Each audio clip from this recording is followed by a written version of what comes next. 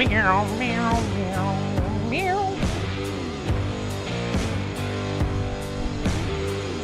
Yes, welcome.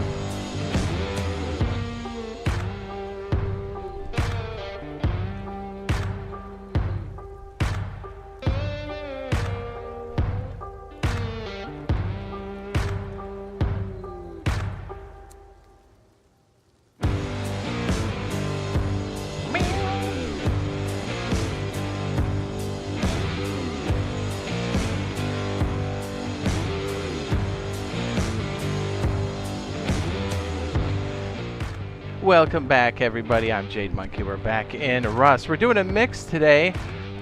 We had a bunch of builds kind of cooking over here, and we have a force wipe on PC as well on Thursday, so I kind of wanted to use some of the brainstorm stuff we've been doing.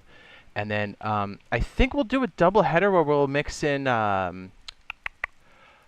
geez, I just stroked out. We'll mix in... what do you call it? The console side? Hello. And then... because we have the wipe on Thursday, right? Right. Today's... Man, I keep thinking today's Wednesday. Well, anyways, so we're going to split up the two. We're going to be doing a mixture of both console stuff and PC Rust. So, and then we're going to be focusing on like some builds. Some of it will be industrial. I think it'll pertain to us in the future on console. But we have very specific builds also for the horses and just for all platforms. So, you know, console and PC. So hopefully it's a good mix. Hopefully people find some usefulness out of this. Yeah, we've been in the lab cooking up some crazy stuff.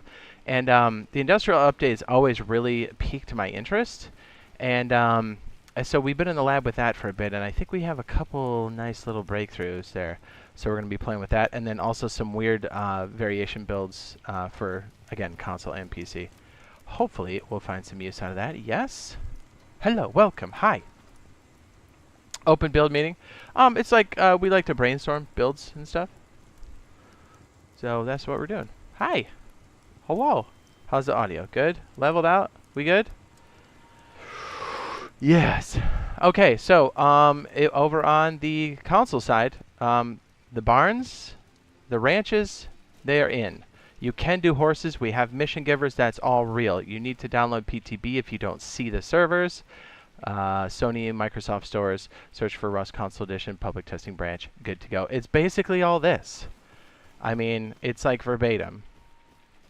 So yeah, you go over here, purchase your saddle. You're good to go. And then you go pick your horse. Beep boop.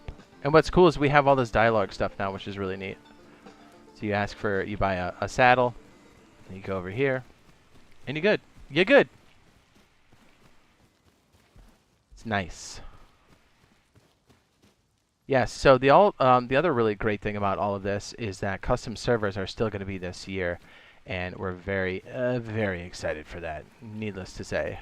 So my guess is it'll be after horses, although I guess they could drop it at any time when it's ready. But we do know horses are currently cooking on PTB, which is very exciting. Now, we've run into a few glitches. Have you guys run into anything either? We've seen, like, some of the terrain disappear. What was the other one? Sometimes when you destroy certain objects, we get, like, the phantom pieces that are still left. We've seen a little bit of that. Not as game-breaking as some of the other stuff. I mean, I guess the rocks disappearing is kind of annoying, although the hitboxes are always kind of there. So, what's up? We have Stormy, we have Peyton. Hello, welcome. So yeah, super awesome, dude. Very exciting. Very exciting to do this build. I know we've been kind of sitting on this for a minute, and I know it's like, hey, I want to do a build stream where we're just messing around like we always do, and we always cook up some crazy stuff. So any questions I can answer, I will most certainly do that. We're going through some electric, some industrial. I know that's not for us quite yet on console, but I know we have some PC players as well. We've had some people convert over to PC, so should all be good. Very exciting. Let me just show you what I'm talking about. This is a build we're messing with a bit. Just like a nice little sneak peek. So I was messing around because clearly you can't place. Hold on a second. Let me get all the pieces and parts out of here. You can't place, and again, I think this is probably sooner than we think for a console side, because essentially this is the hose and electrical system. I mean, right? It is. So I think once they kind of have an idea, because this has been in since February of this year, and so I think since they've got we have electricity and we have the water system. I don't think this is too far off. Is my would it be educated guess? Professional opinion? Would that be more? Does that carry more weight? What's up, gentlemen? Hello, ladies, Loot Plumbuses. Oh yeah, you can type in !barn to get the barn bunker base, which is specifically designed for small groups or solo, and to store your horses, because horse thieves are a thing. You know they are. Let me show you what I'm talking about. So, okay, if you have a long tube here, you can't place them through walls. We could way back when, but that's no longer a thing, and it is broken if you can place through walls. But you can place through things like this. Like doorways and stuff, and like put the doorway on. Here, let me just slap a door here quick. And so I think you guys should get excited about this, because there's definitely a lot of implications for this later, and even for the PC people, because they can do it right now. But I don't think this is used enough. And then you can slap a door on top. There's some crazy stuff we can do with this. You've already seen us do some crazy stuff with electricity. And then we'll also be doing a little bit of that. But you actually can't place that through the wall. So it's basically, it's letting you, you can only place them, item transfers through like open doorways or windows or whatnot. Which is an interesting holdback, right? So I was in the lab cooking, quite literally, cooking metal. And I was like, wouldn't that be cool if we had a completely isolated place to store things and we just had little gaps? Well, here's the other thing, right? So I was like, this is doable, right? You could get some of these bad boys in the back, and then you got some heavy hitters in the front. What are these, like 1250? And our biggest wall is, what, 1,000? So this is actually better than an armored wall. So I was like, yeah, so as long as you can kind of place and snake things through, you're pretty much good. And as long as you have like a bend or a corner, you should be all right. But that got me thinking. I was like, huh. Well, we could do this. Let's see if I can find this. This might work, but then you can kind of soft side one side. So this would be, I guess, floor stack. I guess it's kind of an offset. So that would work, right, if you offset, although it is rather difficult for us to do it on the console side. You can do floor stacks, but they are rough. You need to have really the mini Satori method, so you've got like a way to conceal yourself. Anyways, I digress. So I was in the lab cooking, and I was like, what about this? And it's totally contained, right? I know this is just like proof of concept to make sure it works. But like, it doesn't matter if they break that open. What are they going to do? Come through the door? They can't. And then you've got everything in here that's like automatically sorted. I didn't plug everything in, but I was just kind of testing to see what the space would be like. And you'd have like one bag in here, and basically you could have these as like separate bases. And then so like your loot, if you're getting ready, you can just disperse it. So I was like, I think that's going to be something that we can work with. And then I was messing with this. You see that? That's dirty. So then it grew into this. Pretty crazy. What's up? He says, Jade, I'm back. What's up? Mitchell says, are we getting sharks as well with horses? Yes. Yes, we definitely have sharks. If you do some of the missions, 100% you can do. You'll see sharks down there, and they are tough. What's up? Holtz, thank you for the super chat. Or, I'm sorry, it's HB Bods. Thanks, man. I appreciate the super chat. What's up?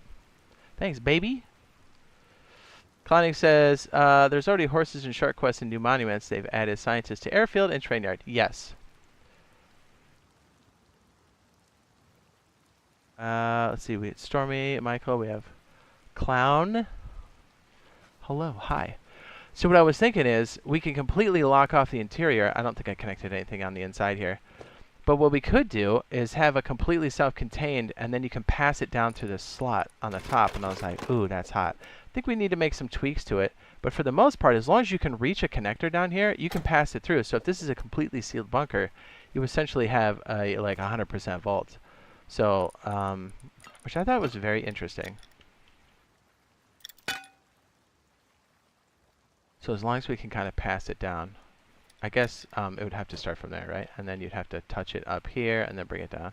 But as long as you could do it down here and you can make that reach, you can do whatever you want. So I thought that was rather interesting. Yes? Just to show you proof of concept here. And this is relatively cheap. Oops. Let me go to the other one. The one where I actually have a TC.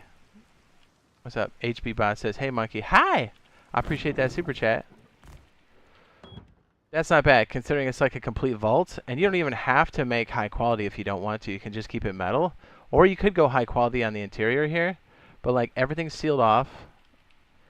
We can actually put another floor in here. And so, like, that upkeep's not bad, right? And we have automatic TC upgrading. Or not upgrading, I'm sorry. Upkeep. So we have these attachments on top. How dope is that?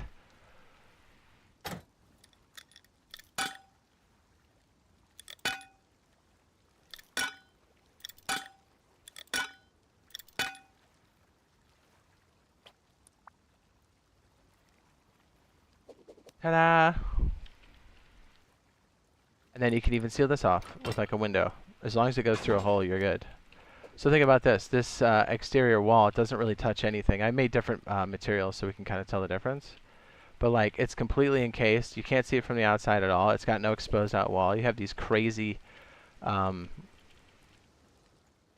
that sits on the outside. And really, you only technically need these to be high quality. And there's another one up here. That was kind of interesting. So yeah, we'll be playing off that idea a bit. I think this is also pretty doable as well.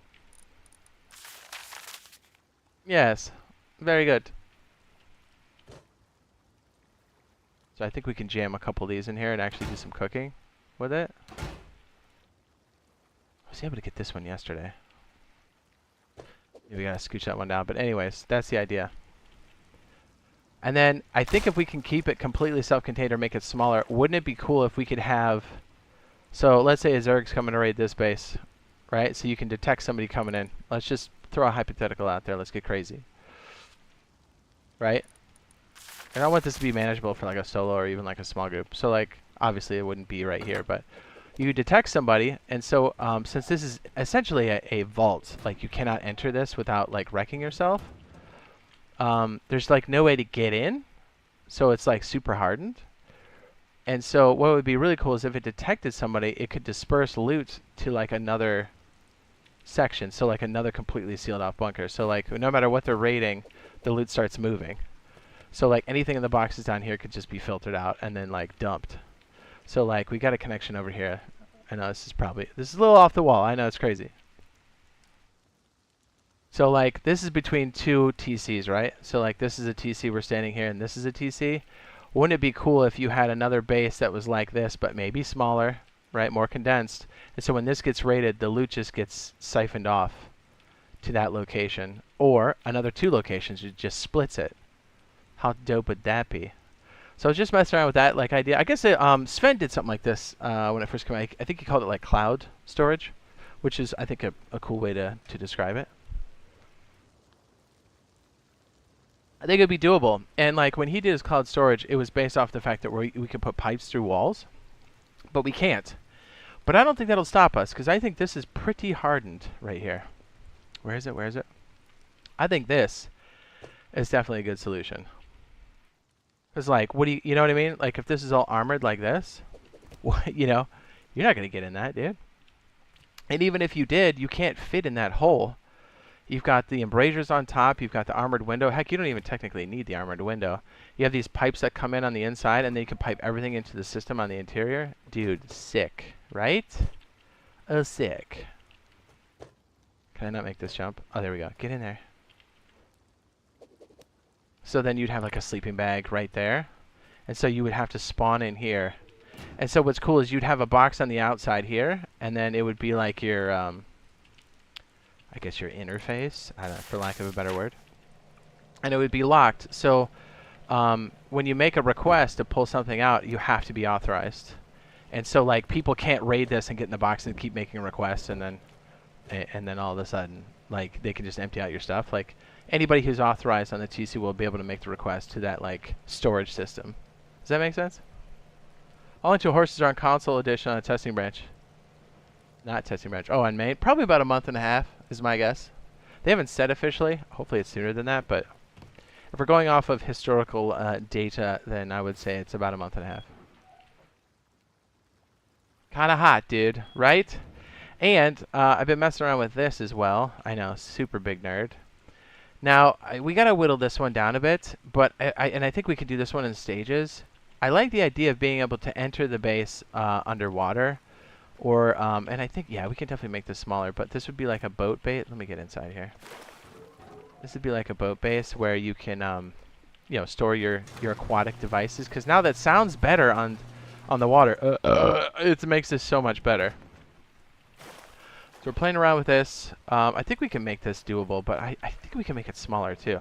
It's kind of like, I want to do a mix between this and like the silo, or the, we call it the bilge. Was it the bilge? I think it was the bilge.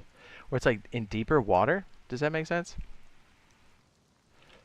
So it'd be nice to be able to like completely enter underwater like with scuba gear. Because like you're the safest there, you know? Just saying. That's the thing. Yeah. Yeah. So we had some other builds over here. We were messing around with the offset stability, which is also very awesome. I used different colors, or sorry, material types to kind of delineate like what's offset. We did that last time. This is our laboratory where we found out that the chain link fences were patched. And also the center grates here have been patched as well. I don't think that's technically for us yet on console, but just know it's coming at some point. Probably about 10 months out would be my guess. But we can do this on console and like not get shot, but like PC this has been patched. I think we went over that last time, but just in case somebody didn't know. And I also played around with this. I thought this was kind of interesting. We can actually move the pipes through this stuff, through the gap. Also very interesting. But it turns out the soft side is right here, is this face, which is interesting. By the way, this is just sheet metal. I just color-coded it, that's all. Thought that was interesting. We're messing around with more offsets here for floor stacks, which we've done with some degree of success. Let's see, what else? Yeah, I like the idea of having like a stilted water base going on. I think it'd be tight. What's up? David Brown says, hey Jade, quick question. How come you can't build past the drop off at the ocean? On the ocean. Okay, let me see if I know what you're talking about. Good question. Okay, so on PC, obviously the water's changed a bit, so we need this on. So, apologies. Let me just make it like 11. There we go. Okay. Are you talking about the vegetation line? Hey, I might need a cap on. This is interesting, because also, and if they don't allow us to build out there, okay, I get it, but to be fair, with our current stability limits, you can't, it's probably not too viable to go much past the vegetation line, to be honest. I've tried. I've definitely experimented with this. I gotta find a better place for this. Hold on.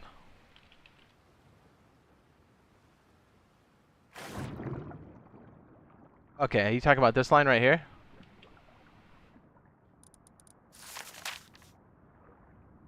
You can if there's a right, like, you can go pretty far in, but the problem is you run out of stability as you go up. And this is very deep, by the way. What's that stability at? 6%. Pretty much, if you're at the vegetation line, you're at the max. Like, I know we can make some more stability by connecting these things, but it gets pretty tight. We get some more stability off of that. That's like 9% because they're interconnected, but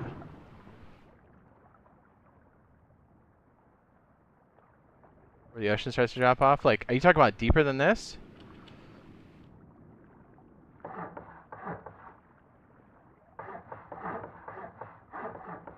It could just be the angle you're at, because I know you can build right up to it. I've done it plenty of times. There's actually a couple builds I have that actually utilize in deeper water. Not at the vegetation line, although we are cooking up an idea for this. Maybe like halfway between the shoreline and like the vegetation line. It's pretty deep. It's the bilge and the silo. What's up? It says, hello Jade, I love your videos. Thanks. It says they made me so much better at Rust console. Thanks, dude. Sorry, I had to slow down. I can't read. I don't read great. Silo is for like larger groups. Bilge would be for 1 or 2 players. The silo is beefy enough that the upkeep is pretty large. And you really need a starter base to get that one going. I guess if you have big balls, I guess you could tackle that one if you're a solo, but it's a bit expensive for a starter. But it's completely a water base. Like you enter underwater and stuff. So it makes it pretty crazy. So we have 31% here on the vegetation line. Mr. Brown.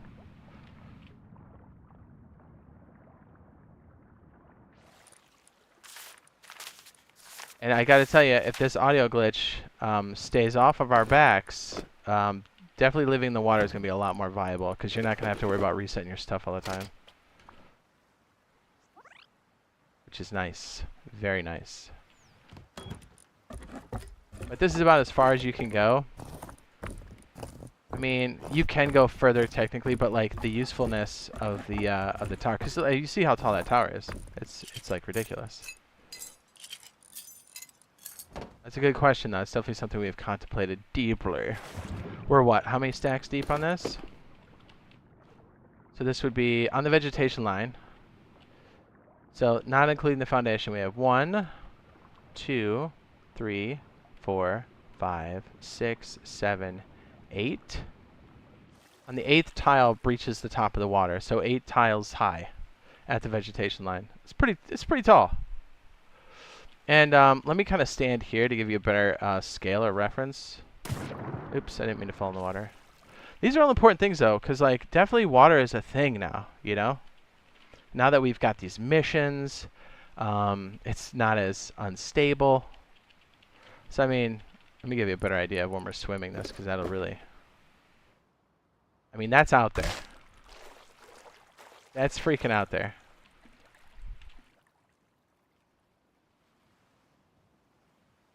That's a considerable distance. You see how far out that is? It doesn't look like it, but like that's 8 tiles high. That's the vegetation line. Does that help? I like that you asked that because that is the same thing I was contemplating. I was like, how deep can we go? So wouldn't it be cool to like have an entrance where you like, yes, you can maybe climb up or whatever if you're on the surface of the water, but like, wouldn't it be way better if you could just enter like completely with scuba gear on? And then you're like super protected. Like, yes, we can get shot with harpoons and stuff now, but for the most part, like that's super protected. I like it. So they built a farming base on the last wipe. It only let me build about 5 feet out from the ocean just before the heavy vegetation. Well, it kind of depends. Most of the vegetation line is about the same depth. It's roughly that on console as well. Last time I checked, which was about a week ago. Yeah, it's and it's sometimes you'll have this crazy terrain. This is a bit more gradual. Oh shoot, I gotta do it this way, right? Yeah, sorry. We can see a bit clearer on our version. This only recently was added for. But yeah, for the most part, you want it on a gradual slope like this, but there's some areas that are very, very steep, and it makes it hard to place things. So just kind of keep that in mind. If you're gonna go like deep in the water, this is a suggestion. Remember, remember what are your soft sides, right? So any foundation, it's always the top, right? So you want to protect that to some degree, and the way you want to go up is usually with frames because the frames have no soft side, essentially. So there's no like soft way to hit it. So that's usually the way to go up, and then you kind of want to protect the base at some point. So. Because somebody could just go down with scuba gear and, you know, and a jackhammer and start jacking your stuff. So usually you want to start with something like this to protect your bottom base, so everything's like hard. That's cool though. Let me know. Take some screenshots and stuff of your build if you have one now, and then just say what your name was. If you want to message me in Discord, if you're down, and then what your name was here on YouTube, and then I'll have a better idea of who I'm talking to, because remembering everybody's gamer tags, names, YouTube names gets a little hectic. So that way it'll kind of help me know who is talking to who. If you want to, you don't have to, but that'd be cool. I'm interested to see how that shakes out and what you were building before, because it sounds interesting, for sure. So usually you want to start your base like that. Here's what I would suggest: if you're gonna go and build like deep water, I know our build servers now. On PTB, which is the one you want to play on, doesn't have monuments right now. The one on main branch does, or it did. I don't know if they just wiped it or not, but try to practice your build on land first, because you kind of have an idea of how deep this is. So the vegetation line is about 8 tiles, give or take. So practice it here on shore, get your configuration and your order ready, and then go for the deeper water. And you may have to only do it because if we don't have any monuments on the build server, it's going to be really hard to do it because at 7 tiles deep, you're going to need a respirator. There's no doubt in my mind. Like, you need a breather. So yeah, keep that in mind. You can technically, on the build servers that don't have monuments, you can take a boat out and hit flotillas, but you're going to have to get awfully lucky. So usually if you're at the end of a wipe or you have an excess amount of gear on a real server, whether it's PTB or main, I would suggest using your extra stuff to maybe practice this. But do it on a build server on land first, if that makes sense. Yeah, let me know how it goes. Yeah, that sounds really interesting. If you got a farm out that deep, that'd be tight. That's considerably far, don't you think? Like, when you put your character back, where's... Okay, is this the boat? Yeah. Is you in the Discord? Okay, sweet. If you want to send me a message and say that it's you, like, say David Brown or whatever, and then if you wanted to send, that'd be dope, because then it's going to help me remember. Like, look how much... Dude. See how far back I am? That's silly. That's silly. And dude, if you're on foot and you're trying to swim that with no fins, look how slow this is. You're like, oh look, I bet that guy's got gear. Yeah, okay, let's go swimming. I love the waves, by the way. I think they're great. It makes me want to just go jump in the water somewhere in real life. Dude, look at this. And this just to like serve your curiosity. And then if you build this right, there's going to be no way to mess with this. This real dude, thanks for all the advice on that. Yeah, no problem. Yeah, dude, I love doing these open builds with like you guys in here because we always come up with like good ideas and you know, because we've cooked up a lot of crazy stuff in the lab live, so I like it. It's better that way, I think. What's up, Ryan? Says, will you be on later? I should be. What's up? He says 4K maps coming soon. Space for more monuments? It should be. Our build servers currently support 4K servers on console. They're pretty big. We're definitely going to need horses. Even with 3K, we need horses, so. I know pro systems and next gens can obviously handle 4K maps, no doubt. I love that, like, you can kind of see half underwater. That's so awesome. I wonder, right? Because, like, if they're going to fix all this water stuff and we get, like, underwater labs, I bet you we get whatever the improvement is that we just recently got on PC for the water. I don't know how well it can be applied across all platforms, but it would be nice to get, like... I don't know, I like this water way better. Even though our visibility isn't as great, I still like the half underwater stuff is pretty sick. Anyway, so you saw how long that took for me to get out here with no flippers. What's up? This has been working, bro. So hot off tomorrow. Nice. What's up, Sergeant? This is probably gonna go to the beach afterward. You want to join it? Yes. You douchebag. Dude, I would love to go surfing. I'd love to just go swimming, dude. How is it? Is there good surfing there? Where you at, Mr. Sargento with cheese? Oh, by the way, this is the barn wedge right here. Exclamation point barn. See if I got that command working right. Oh, it's specifically designed for horses. Okay, so here's the deal. I think I know why the horses. There could be a bug on the console version right now. I'm not sure. But I did find out that the new way these guys actually maintain their health is different compared to when it's outside or inside. So these guys decay slower outside, but obviously keeping them outside is not the best move. So you usually want to keep them inside. So what they do is they decay faster, and to help counter that, you need more food. So if you leave them overnight, obviously we don't have sacks that big, but if you leave them overnight, you need to have a considerable amount of food that has a high amount of calories, which I'm not sure. How much does this have again? I don't even know if this is the best food or not. Calories, 100. Okay.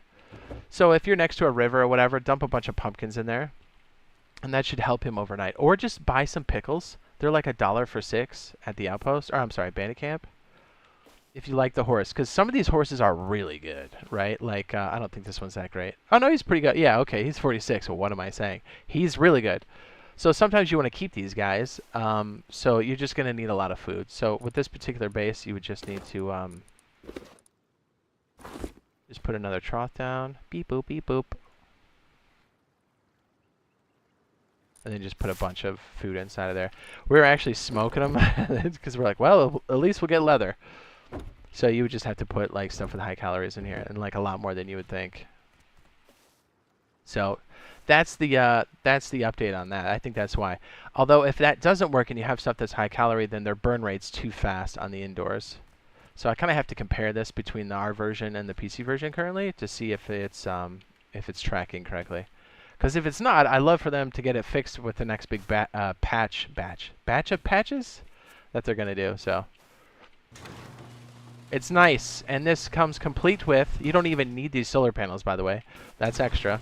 But this whole build with automatic doors and stuff, boom, you can just do it like this. All it needs is a door controller and a red button. That's it.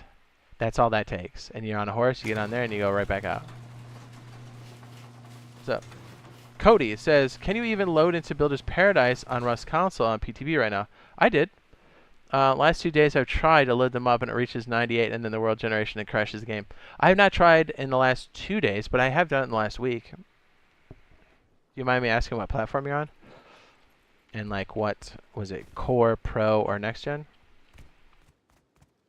Because if it's crashing, I know they have a lot of data collection happening on the PTB right now, so it's actually good if we can get things to break, because then I know they're watching things very closely, especially the sound glitches. So whatever the proper way to report that is, I'm actually not sure off the top of my head. We definitely need to do that. That's another reason why I want to check this to make sure that that's running correctly, because I want to make sure they're aware of it, because they can make the change.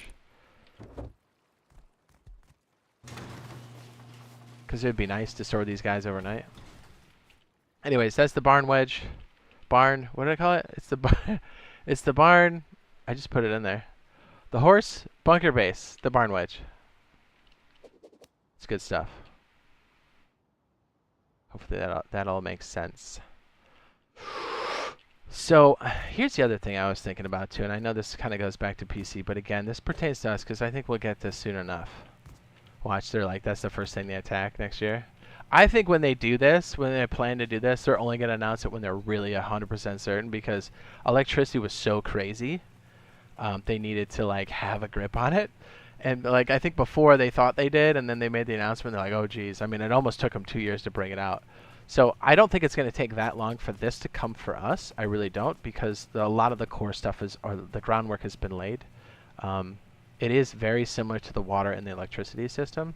Yes, there's differences, but like if you have that foundation, it makes things a bit easier. I'm not saying it's easy. It just makes it so you've got less distance to travel. So anyways, I think this is really cool stuff. And, you know, electric furnaces, super hot. Imagine not having to gather wood. And imagine, this is how this works, by the way. Let me just take this out. So I was experimenting with like rates and transfers and stuff. I know, doesn't this feel icky to like just throw it out? Ugh. But let's say you had, I don't know, let's get some resources here, a bunch of raw metal. What this is going to do is actually sucks up just the raw metal, splits it between all 3 furnaces, and cooks it with just electricity. Tell me that doesn't excite you. If you played this game at all, you know the game to load furnaces and chop down trees is rough.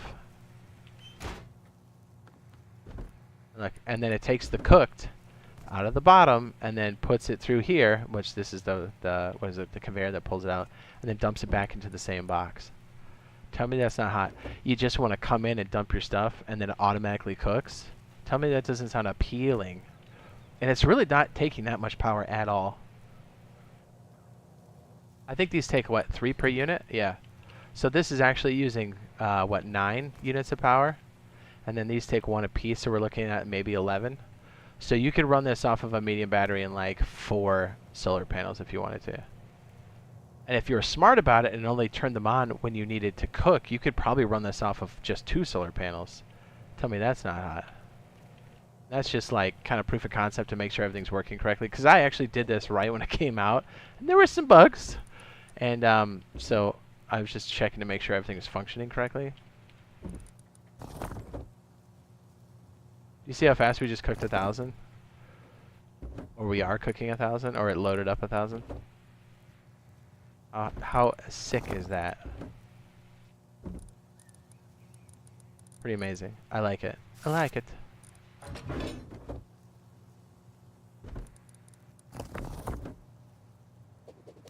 Your internet at work is poopy today. It says, how am I supposed to watch Jade? It says, while I'm at work and the internet's poopy. Exactly. Telephone? What's up, Mr. Russo? We're in the lab. Here, let me catch up. Did you just join, sir? I have something to show you. I think you'll like this very much. So, as you know, back in the early days, when this first came out, we can actually put pipes through walls. That is no longer a thing, as it should be that way, because that was pretty broken. So you see how if that's obstructed, I literally can't connect that. But if I go around, it works, right? So basically, you have to have a hole that's going to fit the pipes, which makes sense. You know, that feels more balanced. But it also opens it up to, like, the doors are always the softest place, right? Well, I was thinking of all the different skanky stuff that we've ever done, and I was like, we can make gaps. We can make gaps. This is the first one that came to mind, although you could probably soft side that lip. But definitely a slat. Although, again, to reproduce this on console is a bit rough. And even on PC, I'd argue to say that this is not ideal in most cases. It's an option. It's an option.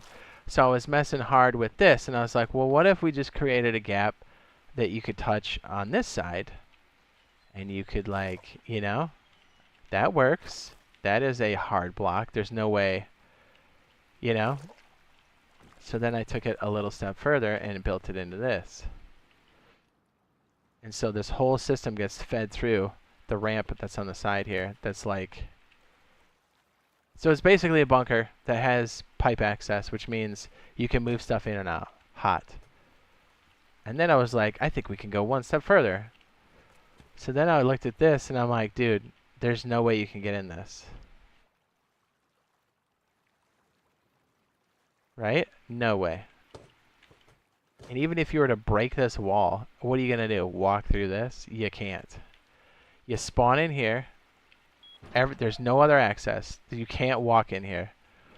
So you spawn on the bag. And even if, let's say, somebody shoots out the bag, you can go up to this window and just place it through the gap there. You've got an embrasure, an armored window, and an armored wall. You're not getting through that. And even if you did, there's tons of splash damage, and it doesn't even matter. And let's say you did break away all this stuff, you still got to raid that door. And so in here, like, all of the stuff would automatically be fed through everything else. And so you only can access this inner chamber. This is basically where your deep storage is. Everything's kind of organized, and the system pulls out the loot automatically. Maybe even some cooking on the interior. Who knows? You can put some more boxes under here. Kind of proof of concept. I didn't wire everything up. I just wanted to see if the build lined up. Hot. Very hot. And then if you kind of maybe did some layers on top, you can make it look like a crusty shack. We're in deep. We're in real deep. It's nice. I was messing around with some ramps over here to see what kind of obstruction we could create. The answer is quite a bit, depending on the type.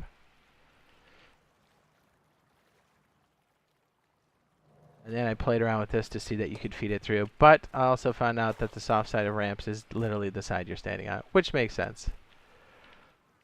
But you can feed it through. Yes, I know, right? I was like, dude, we've made gaps before. I was like, we can make this work. And then the other one that was pretty obvious to me, this is the first one I messed with, which might be the better option because it's actually tougher than a wall. As long as you can have a pass-through where you can make a connection from here to here while you're alive and vice versa, it's a good option. And then you just make like a corner here. Like you have nothing that they can really break. So yes, they can shoot through this, but like, so what? They can't get to the loot if it's on the other side. A thought. Because I have a feeling this is coming for us on console soon enough, right? I just got that feeling. I got that feeling. All of our metals being cooked. Beautiful. Fully loaded furnaces. It's cooking away. It's doing its thing. Hot. Exclamation point barn for the bunker base. In the chat. What's up, Rebecca Wilson? Says target practice servers work and our super secret server 2X loaded up fine. Okay. It says Series X next gen. I specifically run USA and Y servers for ping and all those Builder Paradise servers to say 060 players. Okay. What's up? Bradley Smith says, hi. I have not played in about 9 months and coming back. It seems like a lot of new stuff. What are the big ticket things from 9 months ago? Electricity, water system, terrain improvements, horses, NPC mission givers. Yeah, a lot's changed in 9 months. A lot. Let's see. What do we get at the end of the year? Yeah, if it's been 9 months, there's been a ton. Yeah, electricity, water system, farming, like the cloning system. Horses are now in if you're on PTB. NPC mission givers, quite a bit. It's nice. Let me go check on something real fast. Baby. I'm going to roll some music real fast. I'm going to grab a snacky poo. That cool? That cool? Think about some questions. Do you guys want to see some automated systems first when I get back, or do you guys want to see like water type stuff? Or if you guys have another question, you can throw it up in the chat. I'll be right back. Snack time.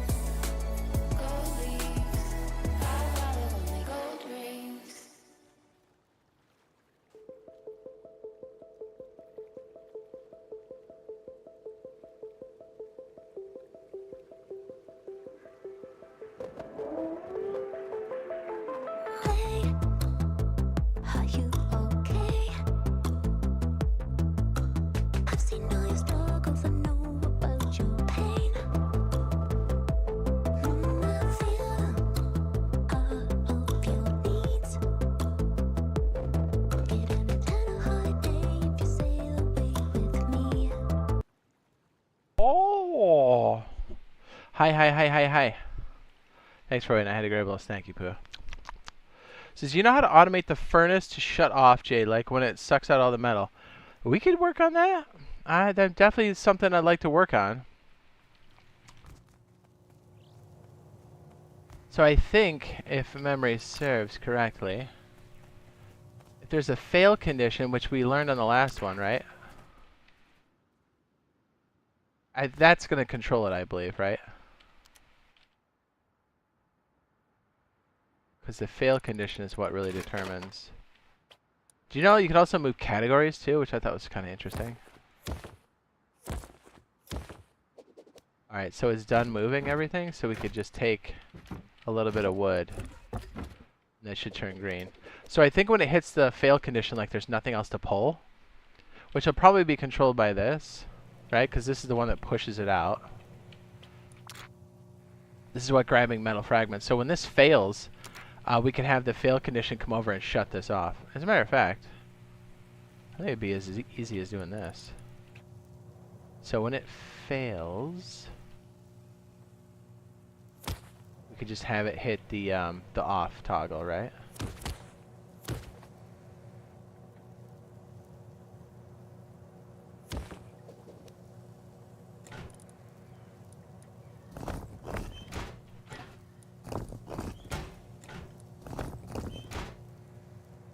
Oh wait, we meant to shut off not the pump, but the furnaces. Oopsie.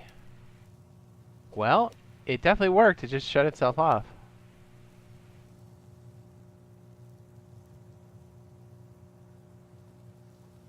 Says, wait, so electric furnaces coming in the PTB soon? No. I wish.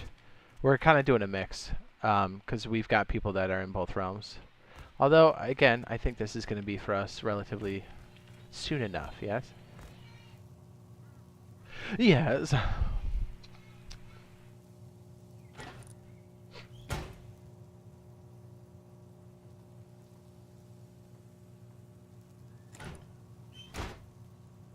So I think we'll just have something like a toggle switch come off of this and then hit all these off buttons on the furnace. We should probably just make, see, because I have these manual. These are like to shut off. Oopsie, I meant to hit this one. So you probably want to stick all of the furnaces on like a circuit to drop it out. What's rest? Most beautiful game. And then maybe when this one finds,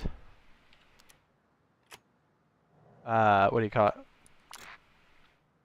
When this is in the right condition, you can maybe send something off to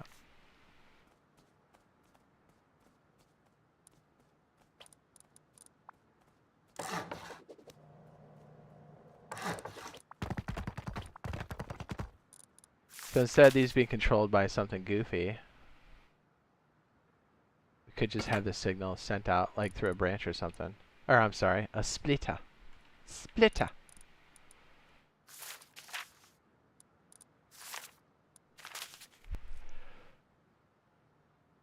Butt cheeks.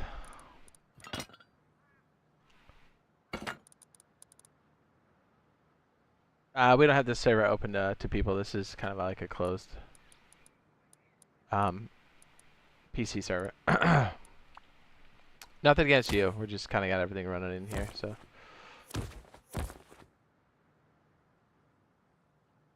And so all of the green light stuff here, because there's 3 buttons here on the side, right? There's turn it on. Let's just have that be this button.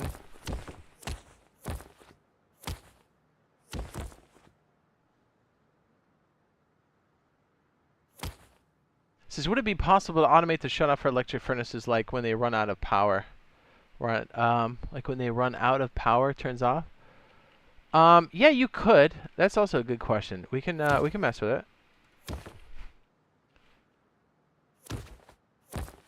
So instead of everything being manually controlled, all I'm doing here is just making the on switch through a memory cell. And then the condition here is what dictates whether it goes on or off. So what we could do, ooh, you know what? We'd have to have 2 of these, right? That's kind of annoying.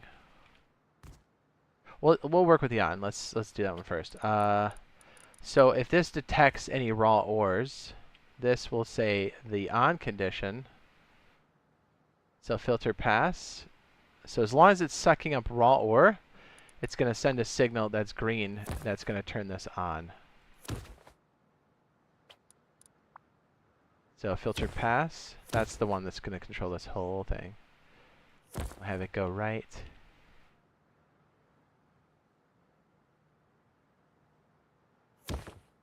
I know we didn't have this initially set up for this. Not at all.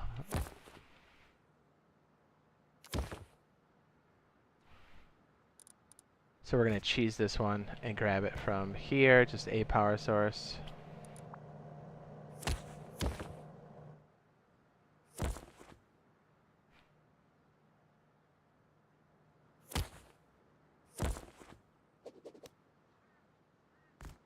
So the way this is going to work is when it detects something in this filter, which is metal ore. Actually, we shouldn't have this turn off at all. This always needs to be on. My bad. Hold on. Filter fail. Break it. When this is on. Alright, and we'll take this red switch down here and we'll move it up. Because we don't need it down here.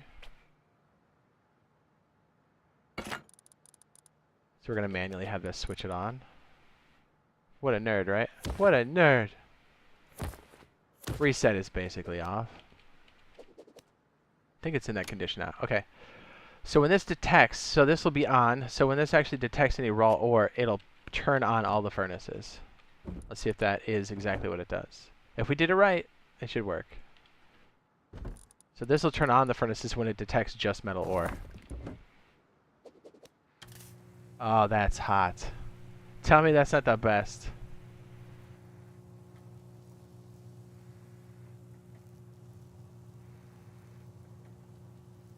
And then what we could do is we could have the same circuit for the red, just shut everything off, and have the same thing fed to the off button, which would be kind of hot. You know what? We could just feed it off the back of this. Hold on. Let's do another one. Tell me that's not the best thing ever. It just takes a little bit of like, I know it's a bit daunting at first. You look at it and go, what the heck is going on? Because it is confusing.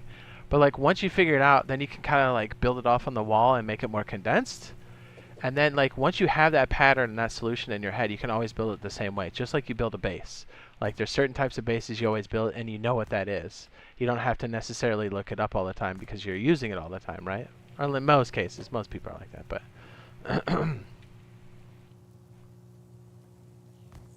now off when it's done. Perfect. So what I think we can do here is we'll take the same amount of power and we'll just throw red at it. Because it really just needs to be the inverted, which is kind of great. So we actually don't need more than one of these. I was actually going to build a whole separate unit, but then I thought about it and go, oh wait, we can just do it the normal way. So that's the power. So this is going to be our off condition. We'll just bring it up. It's going to be a snake of wires, and I apologize.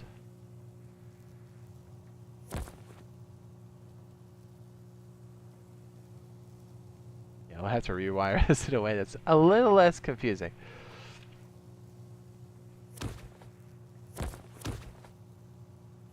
But this is, again, we're just kind of proof of concept. We'll clean this up in a minute. But what a cool way to do it, and that a conveyor is really controlling everything. It's not only is it a very functional piece, but it becomes a piece of logic that you can use to help drive almost everything in your whole setup.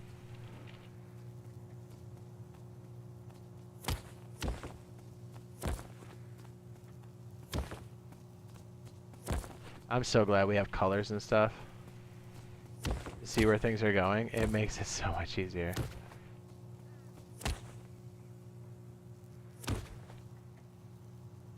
So the way this works, we don't have the condition set where it's automatically doing it, but I think if we shut this off, like I set the off condition for this memory controller, it should shut off the machines. Hell yeah. And I think when it detects this, it should turn back on. Oh, we already sucked it all up. Okay, okay, okay. Let's try it like this. As long as there's ore in a box, and this is, let's say, the feed box, it should turn on. Yeah, that's what I'm talking about, dude. Oh, man. That's hot. Okay, so let's see if we can get the condition where it fails. Wouldn't it just be, I think we just feed this, right? So a fail condition? How hot is this? I mean, come on. So our fail condition goes off of the red button and we just feed it directly to the system. Hot. So when it finishes, it should turn off all the furnaces, which is a power saver. Dude, you could run this off of 2 solar panels. You run this super efficient? Oof. I mean, I wouldn't recommend it. You probably want to do 4 at least, but it's getting close. So when this condition goes to red, which you'll see a red here, it should go up here off the red cable and hit this memory cell to red, which means it's going to activate the inverted output and go out here and then flick all the power out to the off conditions on all of the furnaces, thus saving us power.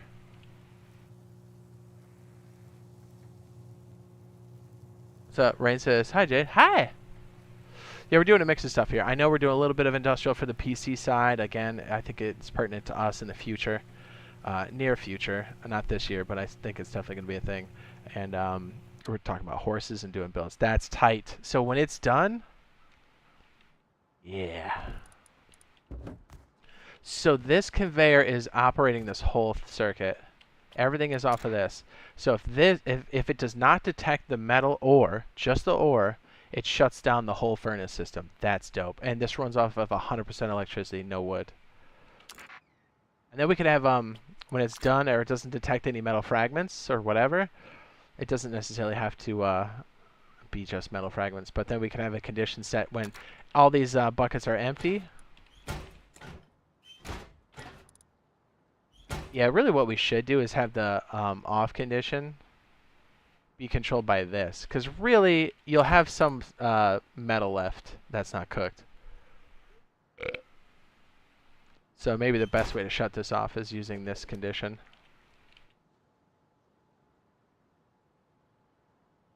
Says bro, none of this makes sense. Does it only detect metal, or could it have multiple? It could have multiple. So like this, the whole system shuts off when there's no metal. So this is, yeah, we probably need to fan this out a bit. This is just proof of concept. This feeds right here. All of this feeds. So green side feeds the whole system. Green pipe. We already have a green pipe. Hold on.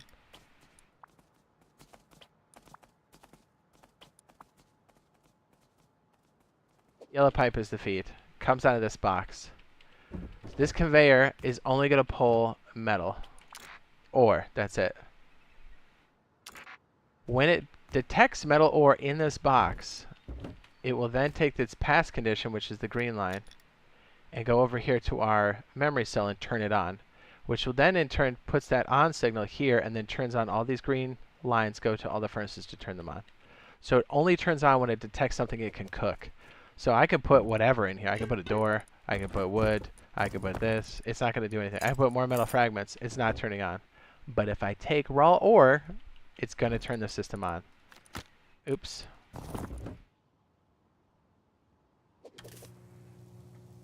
Tell me that's not hot. Come on. And it doesn't matter where it is in the box. As long as it's got metal ore to pull, it's going to keep the system on. Hot. So it's smart. And then this conveyor detects whatever's cooked and puts it back in the same box. So all the cooked metal comes back here too. You don't have to do that, but you can. You can see it actually being piped in here. And then as it has, I think it does it every 5 seconds? I think it's 5 seconds. This will get pulled out, the cooked metal, with the conveyor.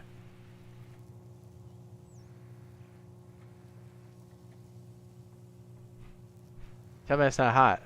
Dude, and you, like, I think if you run 9 furnaces, it's pretty efficient. And these will only use 3 units of power apiece. So actually just running furnaces here only costs you 9 units of power. Doable.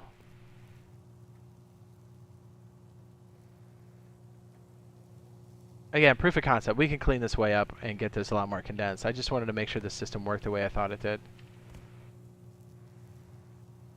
And everything's very consistent. So as things come out here, this is the splitter. And so all of these different, it evenly distributes whatever comes out of here to all the different furnaces that are currently running. Now, we can get the timing better on all these too, to have these full, and then, you know, because we have some inefficiencies happening, but it's mostly proof of concept to make sure we can put this in a very small space. What PC do I have? Like the specs? I got you.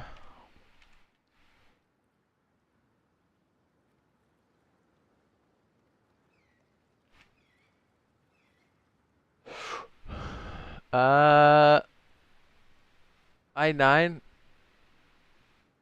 9900 3.6 gig 64 gigs of memory, NVIDIA RTX 2080 Ti, because it's the more mature one, or at least at the time of purchase. And honestly, I think that was pretty solid, even though we're in the 400 series.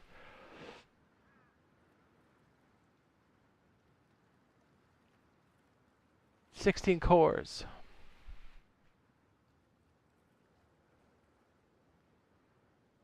Pretty high, right?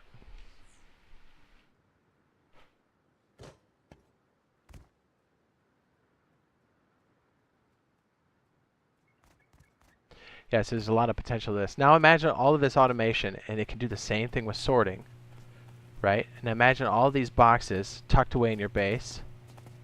And so you have one input box that's completely outside of somewhere. Oops, where are we at? Where are we at? Right here.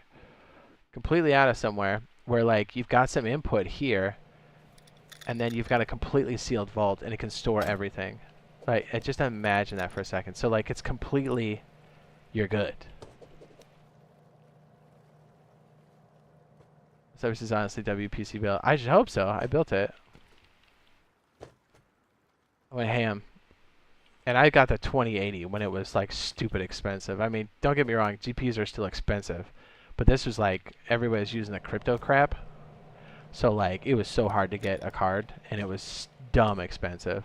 There's no way you would get, it would be that expensive now. So like, imagine you have this completely sealed system here. This is your input. Anything you loot, and let's say the system's designed to just take your loot, put it inside. Let's say this is a completely sealed bunker, which is, again, this is proof of concept. You spawn in here. There's literally no way to get inside. You spawn on this bag. That input system goes from here, and then gets fed into the system that's on the interior of the base. Obviously, it's not going to be like this, so we need more working stuff. But like, there's no way in this base. So the interior has all of this loot sorted. You can even have stuff cooking, and automatically. And so if you need to come in here and tend to something, you can. You just spawn on the bag and you kind of do whatever. But like, and then you have another box that's the output of this system. And so you can make a request. You're like, hey, I need this loot. So all you really need to do is have like a conveyor. I'm just going to make this super simple. And that conveyor is like your request to grab gear, or, you know, whatever items you may need. And then it just gets dumped in a box. So like, that's kind of the idea we're playing with. I don't think the idea is new. I've seen something very similar to this. Sven did one a long time ago, right when this came out. He calls it cloud storage. But like, I think things were a little different. You can actually place pipes a certain way. You can't really do that anymore. So like, we definitely had to like rethink it. And so we'd have like a split or something out here. I don't know.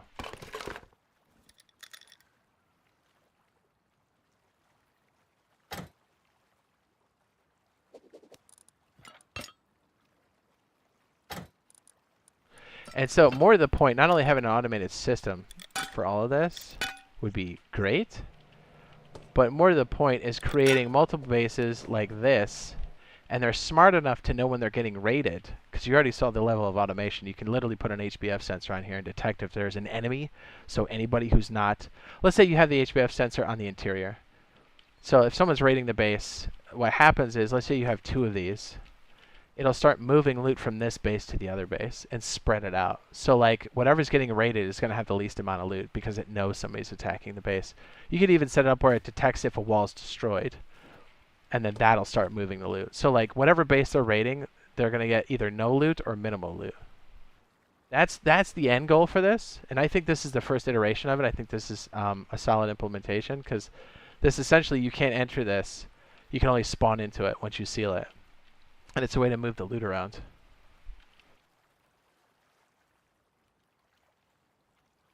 Pretty hot. This is where the TC would be. Here's a better idea. Or more flushed out.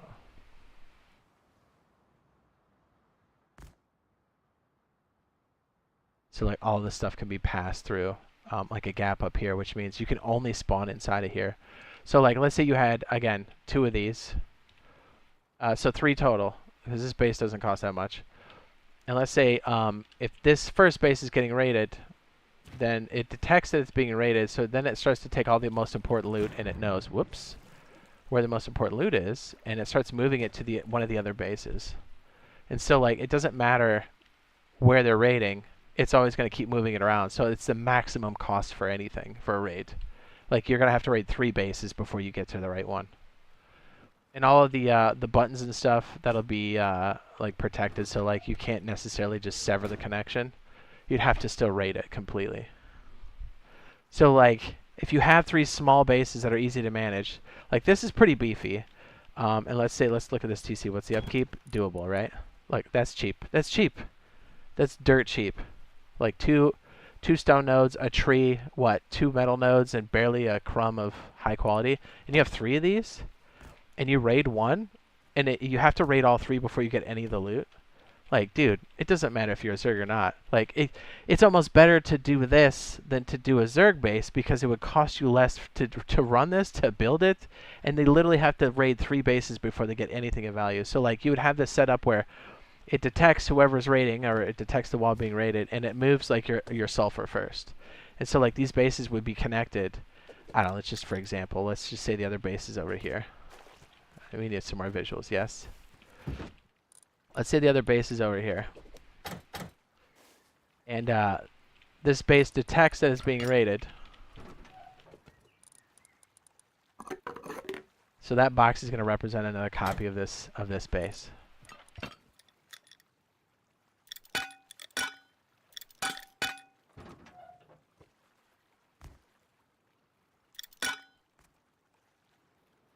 So it's just going to start moving all of the loot from this base to the other base. And it's like, good luck raiding this.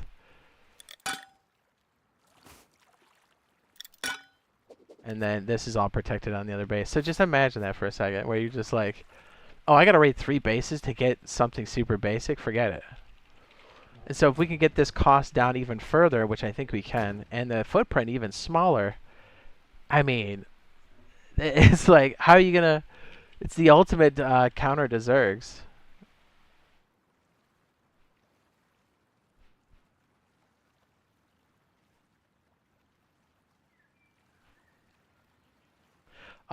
It says, is Rust Council getting industrial stuff soon? No official word, but I think it's going to happen. Not this year, but I think it's going to happen, yeah. I mean, the foundation for this is electricity and the water system. I mean, look where it's organized. When I spawn these in, what category is this? Electric. Everything is under electric because it's the same system. The water system, the piping system, the whole thing's under here.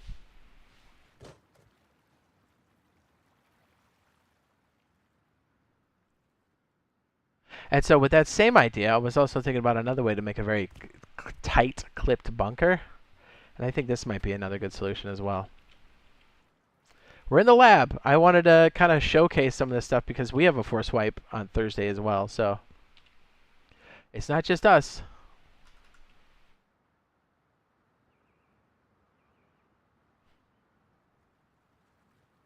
It says, well, unless the system is hidden or if they know it would move, they could possibly try to confuse the system by raiding or attacking 3 bases at once. They could. And you can set up the system either transfer everything or just split it all evenly. And so it doesn't really matter, you know, like whatever they think they're going to get out of it, they're going to spend way more to get it in. And then it's like, you know, even if they got some sulfur, it's not going to cover the cost. I think this one's pretty tight. This one right here. It's all like kind of contained. It uses that like side piece. And then you would just spawn on the interior here.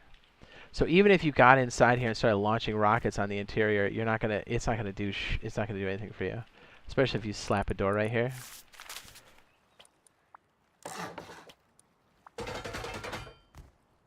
It's like, what are they gonna do? Splash damage? What? Nothing. And this is a completely sealed off interior. So like, I left the lid off, but so like this whole what is this, stop sign configuration would be completely sealed. And so the only way in is to place a bag. So even if they pop your bag, you could come up here and still place another bag because you have authorization. And this would be completely like covered. This would be like high quality or whatever. And it just completely seals it off.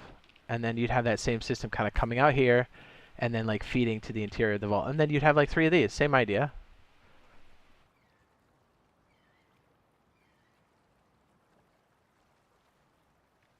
Hot. So you could either have it as a passive or like an active, like for the system to move the gear around, right? So you could constantly have it be moving gear, evening out at least sulfur between all 3. Or 2 bases, whichever. And then, or you can have it where it detects it and then it starts to move everything. It'd be kind of nice to have it all interconnected and kind of just dispersed evenly. And then what you could do is if one base is being raided, you could just, you know, have it transfer the loot. And the thing is, you don't even have to use the HPF sensor because then you could fool it easier. You could set up a thing where if the inner core, like if they spent enough to get into like the ramps, you could have like a wall detection go off where when this gets destroyed, things start to move. So like it's not, there's no way to fake it. Like you'd have to spend the money to get in this far, and then it would be like, oh, that's broken. Now you should hit the ejection button, which is move all the sulfur first. Does that make sense? Am I crazy? How would you get out of the base? You'd wreck yourself. You would come in, you'd have like a drop box somewhere on the interior, like this. And so like this is your working area. Like down here, you pass stuff along. Actually, this would be sealed up. You'd pass stuff around in there, but like everything on the interior is fully automated, so you wouldn't have to mess with anything. So anything on the interior here, you can spawn in on a bag, yes, but like you can't enter it. You'd have to wreck yourself to go in and out. It's a vault, but it's an automated vault. So like you'd stick your bag over here or something.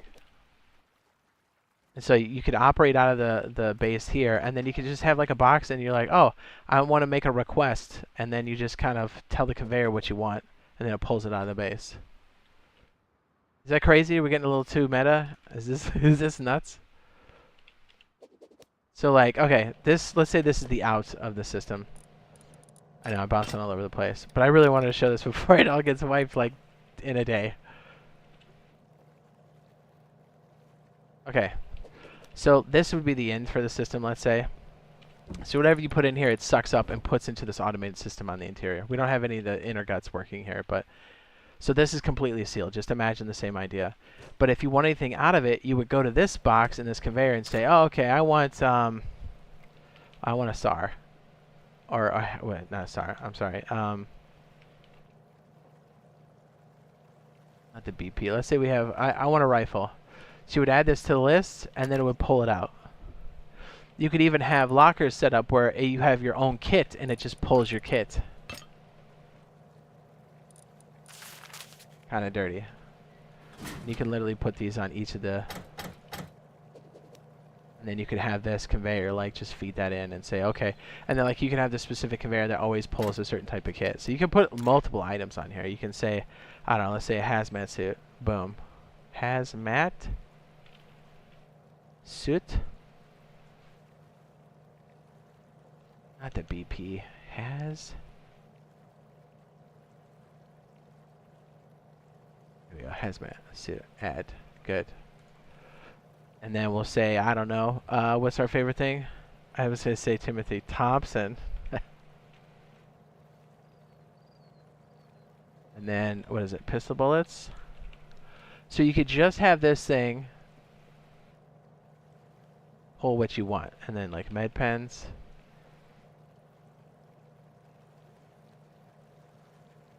Can we just type in pen? Isn't it med pen?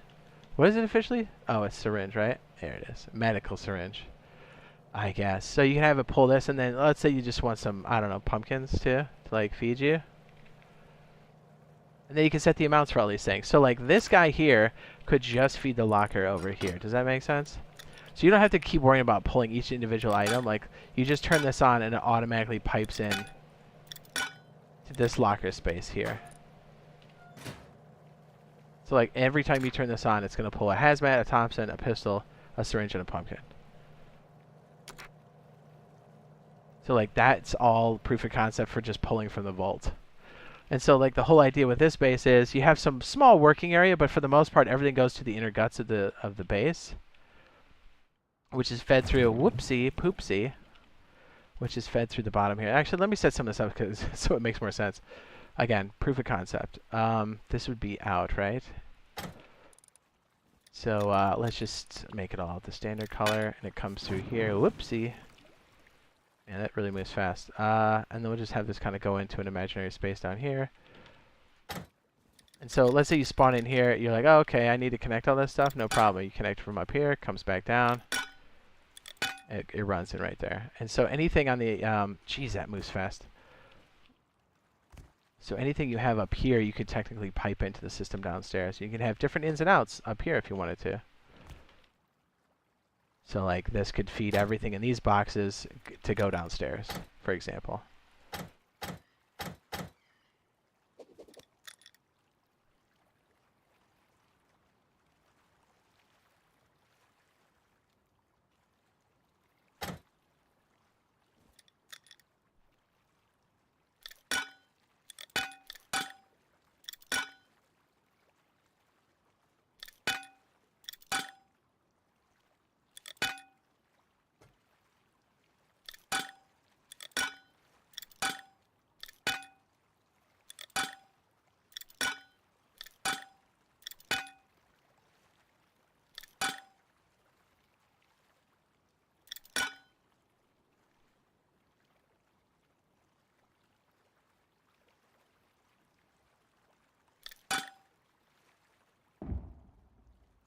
Too close to what?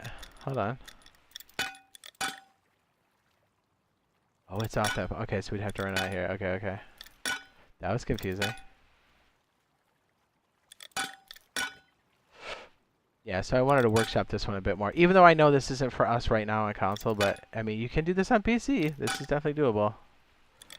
And again, I think pertinent enough to us that I think in the future you're going to look this up and go, I remember when Jade was being a nut job and he was in the lab with his lab coat and beakers.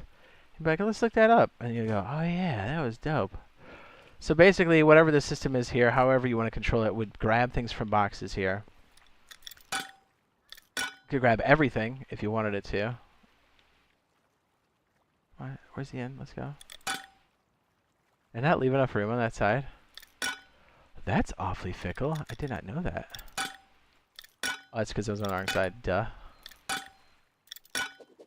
So like this whole system can be like fed, manipulated through this conveyor, and then it all gets put into this bunker that you can only spawn into. Now this one's a bit crazier because if you lose your bag, you're kind of screwed. I kind of like this one better. I think this has got some potential. I think we can work this into something here. But I think this one's going to probably be the best for us to get started because it's that same idea where everything kind of gets fed through this like crazy slat and everything's like right in here. And then you just spawn on this bag and then everything's kind of fed through the side. And even if somebody were to break in and start rocketing the side here, you're not going to get anything out of this. You know, you put yourself an armored door and you're good. Thanks, average man.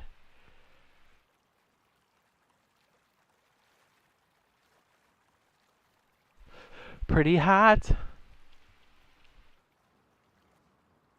So yeah, we're kind of playing around with different ways to manage this. But also what's cool is you don't even technically need to put upkeep in. You can have the boxes set up in such a way where it's fed to the tool cupboard. So the tool cupboard's always being topped off. So you can imagine just having the small stop sign as like the bunker. Let's say this is all like high quality metal. And then the only thing you need to upkeep is, you know, anything that's like super expensive is just going to be the inner core. The shelves don't have to be anything crazy. So obviously you need your slabs to be at least metal, if not high quality. So, I mean, you just seal this whole thing up, and there's no way anybody's getting in. Like, they're going to have to spend the maximum amount of stuff. I mean, heck, these windows don't even need to technically be high quality. They could just be metal. This could be, the roof obviously needs to be high quality. But, like, you're spending the maximum amount of loot to get in. And then you have two of these, and they're constantly moving sulfur between the two, so it's like you can't get a good rate off of that. Hot. Super hot. Told you we were in the lab. So I guess, I keep wanting to say tomorrow, but it's not tomorrow. Thursday, PC is going to get another skin, which is the brick skin for stone, which looks absolutely gorgeous. Very excited for that. So then you have these side pockets here that you spawn into. You manipulate a few things with conveyors and boxes here. And then you just have like basic honeycomb on the outside of this if you want to. Or you can just leave it high quality and just be like, you know what, good luck.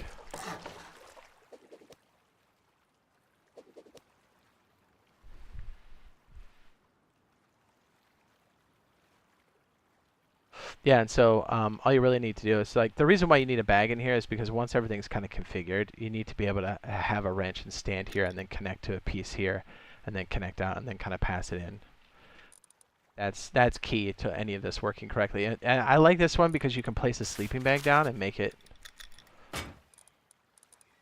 a thing. You can place all cables down on the floor if you want to because it'll pass through the doorway. Then everything is completely beefed out, and this can just be all storage, and this is only your best loot. That's it. So sulfur, your really high-end, let's see, like GP, sulfur, certain components, scrap, high-quality metal, any kind of built explosives, raw materials for medical stuff. So you can like craft, and here's the other crazy thing too.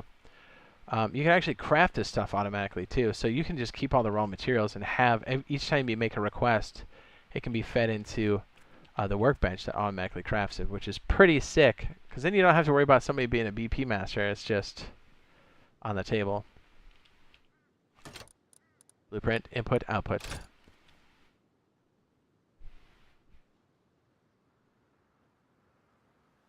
That's what we're cooking, baby.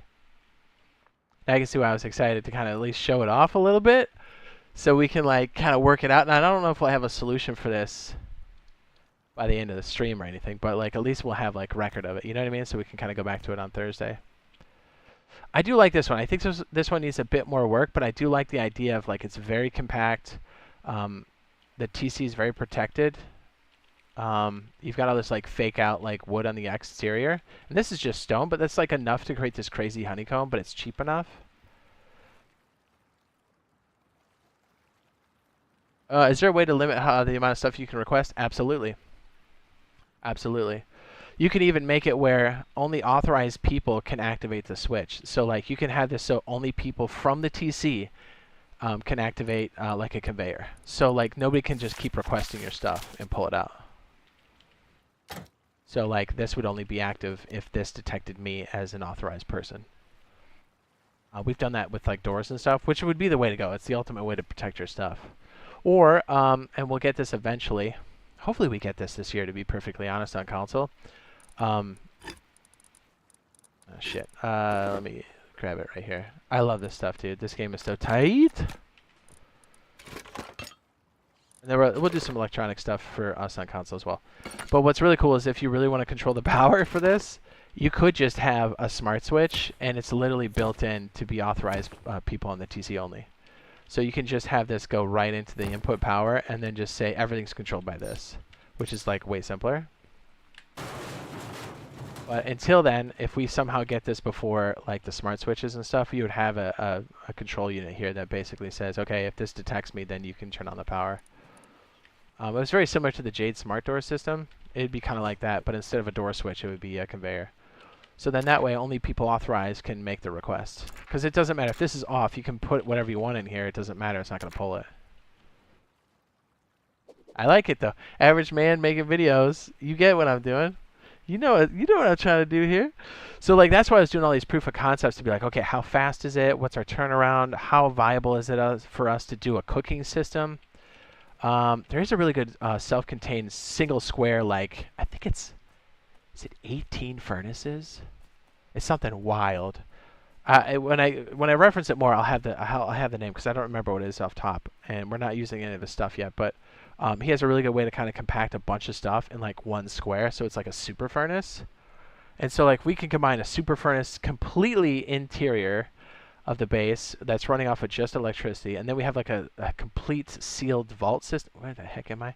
Sealed vault system like this. It has requests, and then you just dump loot. You just come back from a raid or farming, you just dump whatever here, and it sorts it automatically inside of the base. But more importantly, it can actually start to divvy out whatever you need here on the lockers, or you can make specific requests that just come into this box. And yes, with the filters, you can limit like how many, require, exclude. You can put a min and a max on there. It's pretty hot. So it kind of keeps people from like just grabbing whatever. You know, some people just kind of grab and then leave. You'd have to make a specific like, okay, what do I want out of here? Then you can do, I want to say, I think there's like whole, yeah, there you go.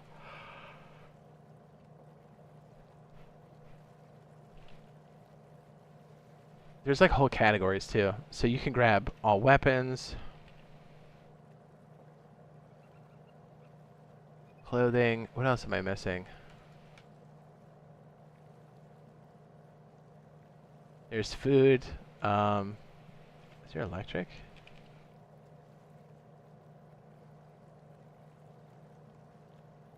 So you can pick like whole categories of stuff.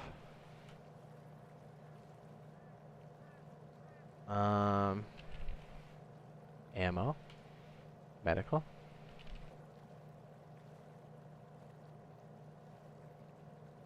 Pretty wild, right?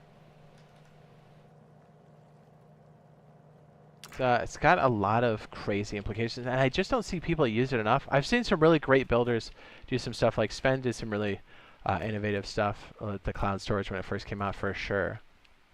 But you don't see people using it enough because I don't think they've really applied it to bases that, you know, like applied it to a base to kind of show, okay, we had proof of concept, but like how would this look on a base and how doable is that? Because that's the first thing I think of is like, we can have a great bunker base, but how does it translate to us putting it down when you're getting shot at? How does it translate to us being a solo and having little to no stone or whatever and putting it down? How protected are you if you only have 3k stone and like 3k wood?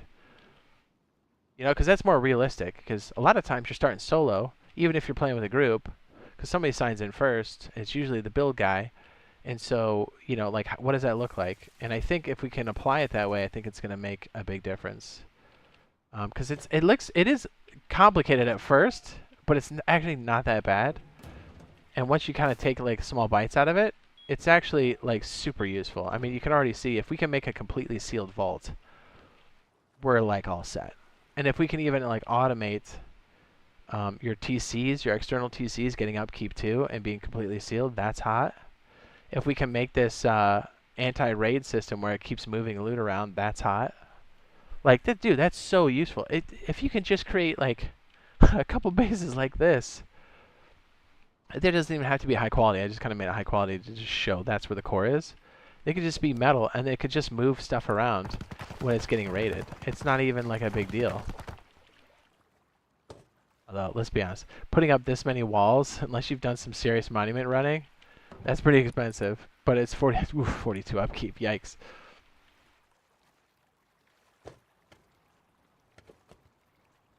That's why a lot of this is going to be things like metal, and then you'd have like stone honeycomb. Because by the time it would detect somebody, you could just throw the loot somewhere else. So unless you've got like crazy ducats, you wouldn't be making that high quality until later. If you wanted to be a big D, man, you could just do it like that.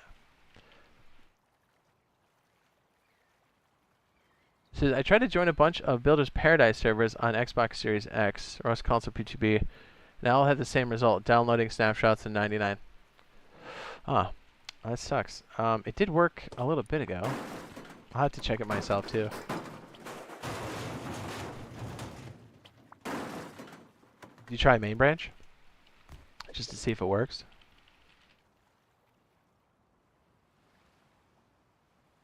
Dude, I want another snack. Right on the dot, dude. 45.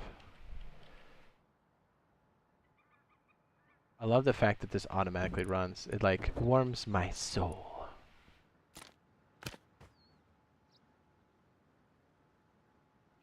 Then I think I even have this set up where it's pulling loot. Oh, no, I didn't. I disconnected it. I was doing one where, like, I was doing the transfer box thing here, where it just pulls anything and then moves it to the storage, and then we had this kind of pull up, like, staging for the processing. So, okay, again, how cool is this? You can have it detect what it is that's inside. So this is designed to only turn on and cook when there's raw metal inside. Although, to be fair, we need a different way for it to shut off. We need it to shut off when it's got nothing, nothing going through. Because actually, these are completely full. Oops.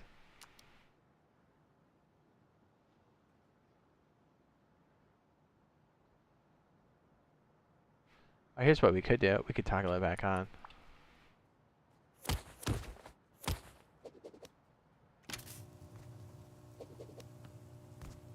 No way, it just keeps cooking it. But anyways, turn it back off. So what we can do is, again, we can turn on the whole system when it detects a little bit of metal. I wonder if it stops when these are completely full. Probably. Let's see. Oops, I didn't mean to do that.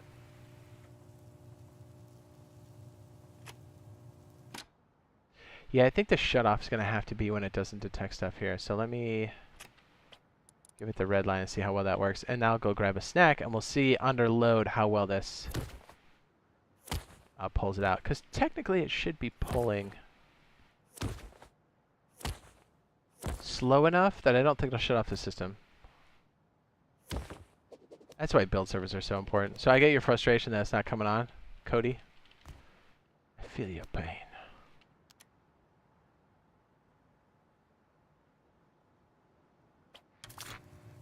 Alright, so it turned itself on. It should only turn off when it can't pull.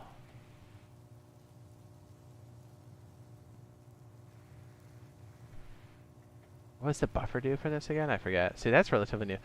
Start transferring when the amount in the container and transfer that amount exactly. I don't know, like...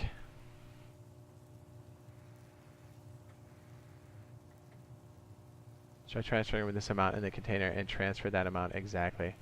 I don't know, like 5? Let's try that. So basically, when this hits a fail condition, it's going to turn off the whole circuit, which should turn off the furnaces. Alright, let me grab a little snacky poo. This is, yeah, other servers work for me. Main branch and target practice once on PTB servers, all but the Builder's Paradise confused. Yeah, it could just be something that, like, faulted recently, so. I'll try to ping who I can, but I have very little pull. If any. But I try to do what I can. Okay, BRB, real fast, we'll run some music. Baby.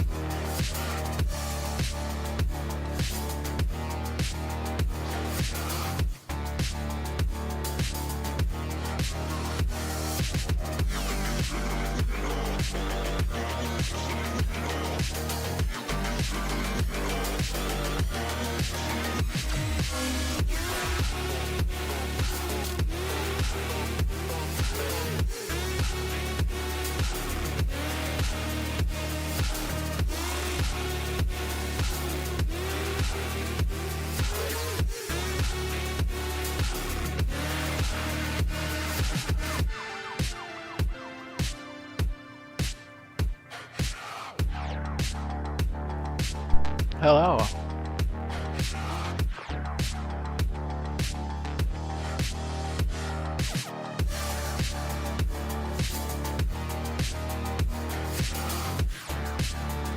Alright, I had to grab a little snack, take a wee-wee. We're good. Pretty crazy.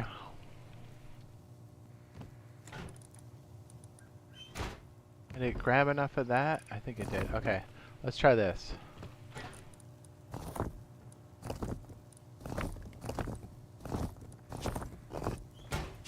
$121.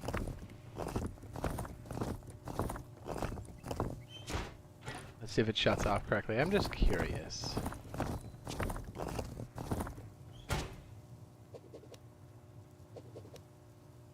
Oh, we actually have a backup of all the... I said 250.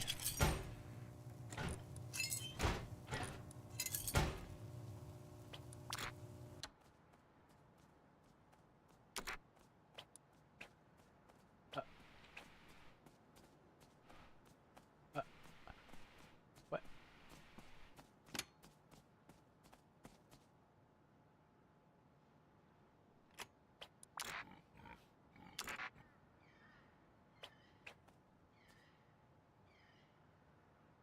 Is electric furnace finally coming to console? No official word, but I think it'll be in the future here for sure. You know, it's just we have water, we have electricity. They're very, very similar. It's been out for a minute.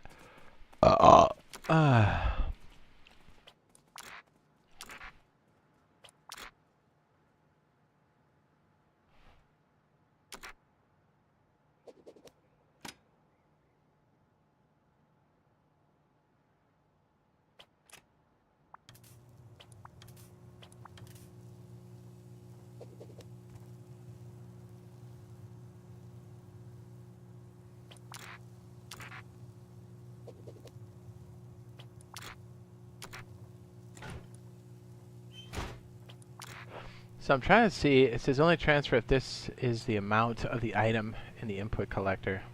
Oh.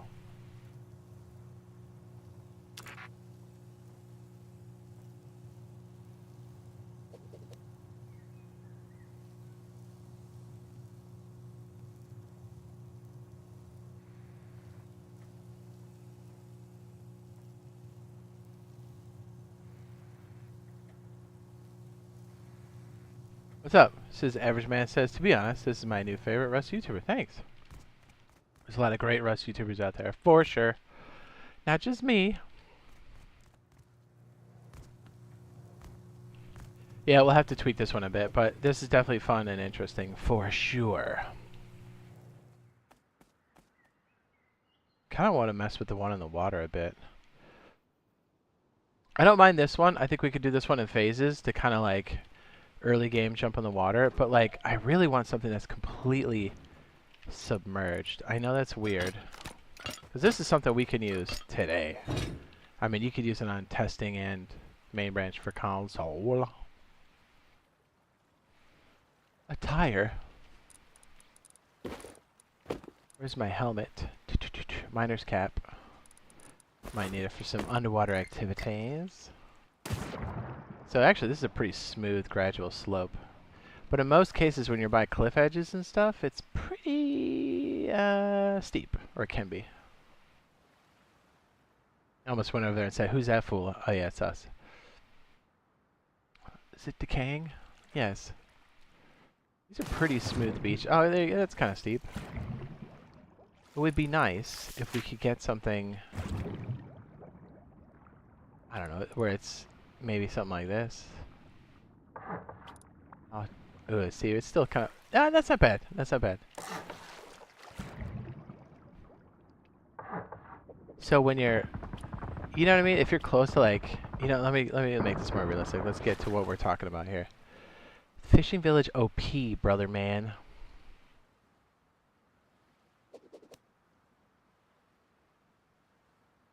Probably when the industrial system comes to console, the electric furnace will come with it. Oh yeah, 100%. They're paired together. I mean, I hope we get like an air balloon or something. That'd be hot. Yes, very good.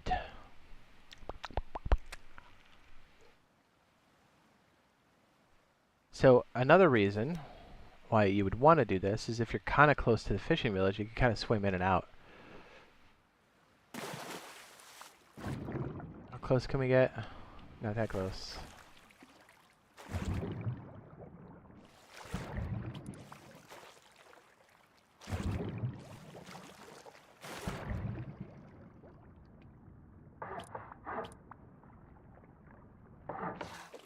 That's pretty good, right? Like that's going to be enough to go in and out. And it should be steep enough. Should be. The idea of going in and out underwater is great.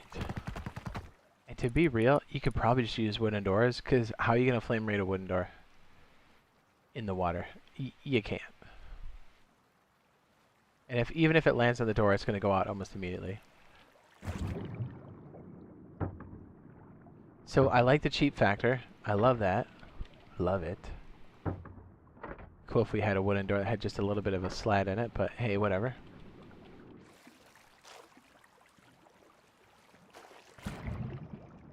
Oh, maybe we can't make it quite like that. I might have to go up a bit. See, that's almost Perfect. It's a little bit too close for a boat, so we might have to go just a scotch deeper. This is right. I'm going to hop off and eat something. Have a good day. Enjoyed this. Really enjoyed the stream. Thanks, man. You have a fantastical day.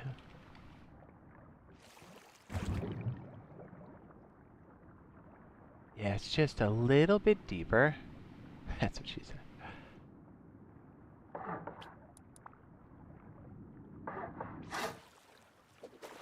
That's pretty deep. That's pretty deep.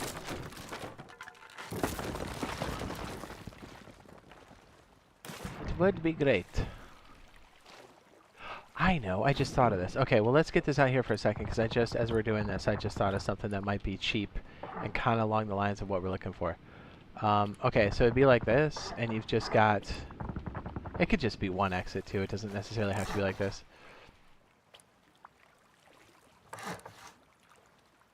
And maybe it's just this. There we go.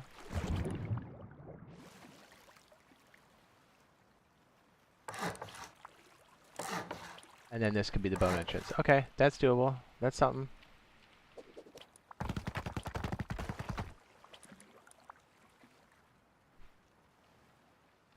Is that too... Oh, we had it for a second. Ooh, it does work. Oh. Dope. And we might have a little something here. Hold on.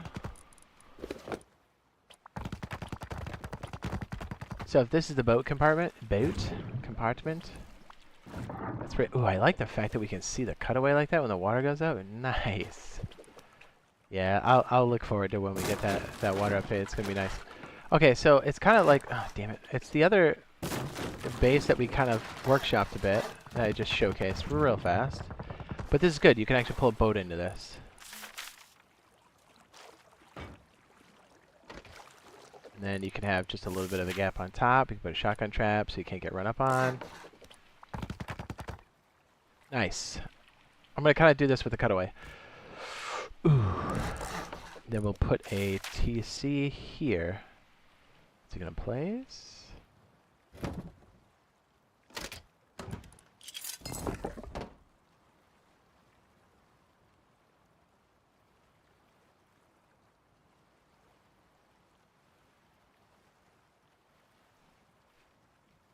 Inventory.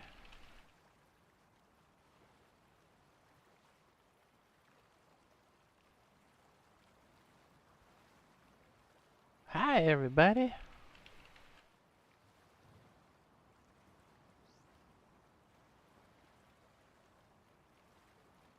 Perfect. I think we're kind of working this out right now. Again, especially you can use this for PTB right now, but you could even use this on main branch, although you will have the sound glitch until PTB horses come out, because that comes with the audio fix. But what about this? Maybe this is crazy. I don't know. But what if we put this mechanism to go in and out completely underwater? Although that is pretty nice. Because you want the ability to kind of like, you know, skis in and out a little bit. A little bit. You had a 3-pound burrito for dinner last night? It was amazing. Dude, what are your dumps going to be like later? Dumpy dump. So you can enter completely submerged, and then you're in this like safe compartment, and then you can like... So yeah, so look, you come out here, and you skis over to your good friend, the fishing village. Which is super hard to see when you're blind. Right? You just kind of skis on over. Not a big deal. When you really need to, you can like swim on the surface. You don't have to really worry about getting shot at. Hopefully. Ooh, you know what we could put here too? Ooh. Just thought of this just now. What if we put a little bit of this in here, boy? And you'd really be dominant. And then you use like a remote control to pop it open when you're coming home. I know, that's expensive. I wanted to do the cheap route first, but I think this is kind of hot. It's hot. Just a thought. Then who's gonna come at you when you're pulling it in a boat and you just get? No one can camp you, because then that turret's just gonna light you up. This is until this morning. Yes. That sounds about right. Yes. So I'm wondering if we could take this stack here, the submerged part of this, and just go a little bit deeper. I think we probably could get away with it. Let's try it.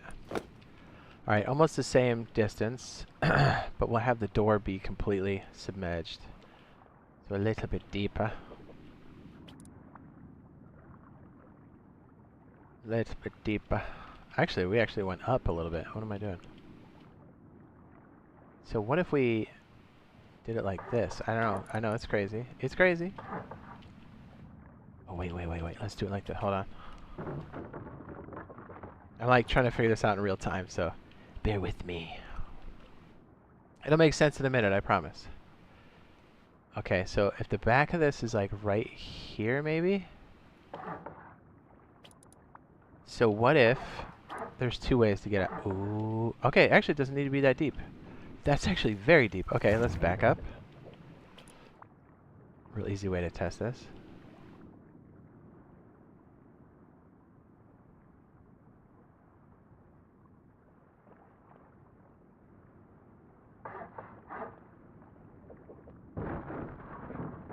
I know, the underwater camp sucks. This is a little tricky because we're going to need... Actually, I guess we don't need it to be flat. It just needs to be low enough for us to pull this off. Okay, so like I said, I'm figuring this out in real time. So again, I want that underwater mechanism to be there, but also low enough for us to have... I think we're still too deep. Oh, we are too deep. Okay, we can actually pull this up. Not bad, not bad. Okay, okay.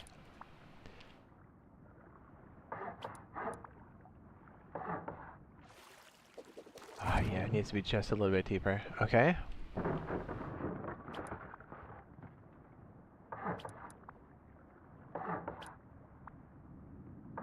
There we go. Is that too high? No, that's enough. Okay, so here's... I know, this is crazy. I know. But what if we have the same thing? Yes, very good. Very good. Oh, you know what? That makes it a bit trickier. It's probably more expensive because now we have to extend all those other pieces. I was hoping we could just make the moon pool deep enough that we just kind of swim out. Yeah, it's going to make it a bit tougher. Because if we have this on the side, it's as high as that gets. So technically it needs to come out of the water. I guess this could. Maybe? Nope. This would. Nope. What about... Yeah, that makes it pretty... Oh, dang, look at these waves. So maybe we just make an extended piece that goes out. I just love the fact of having a little compartment to skis out in. Yeah, this is probably the better solution. Because then we have... You know, because we can keep the foundations up high enough where it's cheap. Because just to keep these guys in the same vein as the other ones, we're going to have to, like, put a bunch of extenders and stuff on this. Half walls. That gets messy. And these are essentially the same cost as a normal wall. This is Winter Solo servers coming probably when we get community servers. It would have been cool to do these both. So you can kind of go boop. And then this can be shut. We went too deep. We can't. You just kind of swim out that way. Tell me that's not hot. So you can enter completely submerged. Although this one does the same thing.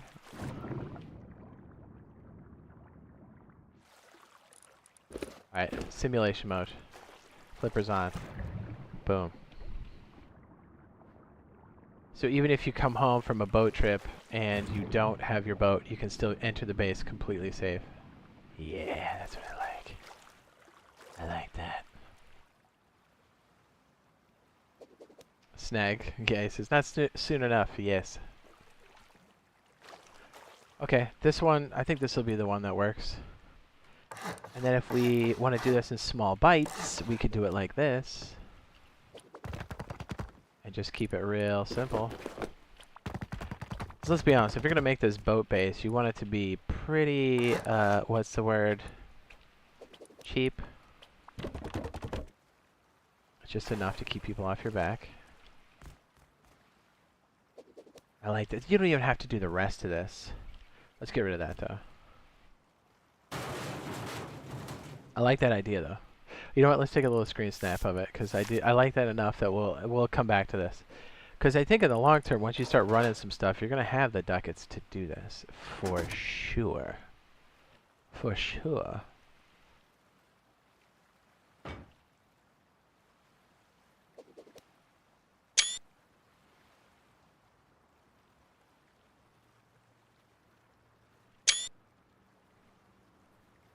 What's up? This is Hi from Argentina. Argentina. Hello.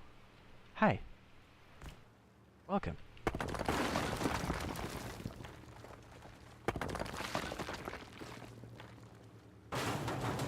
Let me just get one more snapshot of how the bottom floor looks. I like it, man. I'm telling you, it's not bad.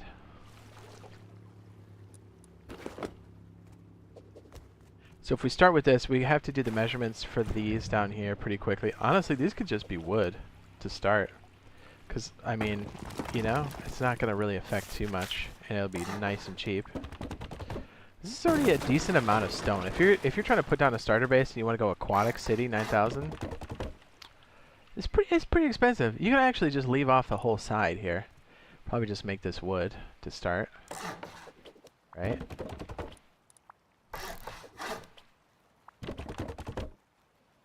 Trying to figure out the best way to do this. This will probably be stone to start, and then you would just make some... We need an airlock on this side. How do we do it on the other one? I can't remember.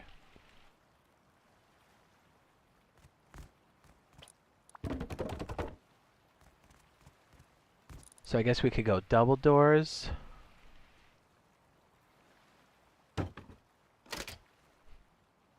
This could be a wooden door. Doesn't have to be anything else. Honestly, that's kind of sick. We can make that wood, and we can make that stone, because then we can make the extended piece here, so you don't have to make any crazy decisions. This can be wood.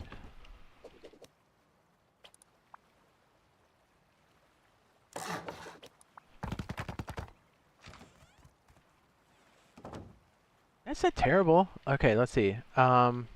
It's almost the same cost as starting a wedge. Although this front airlock gets a little expensive, but you don't need to make it anything nutty.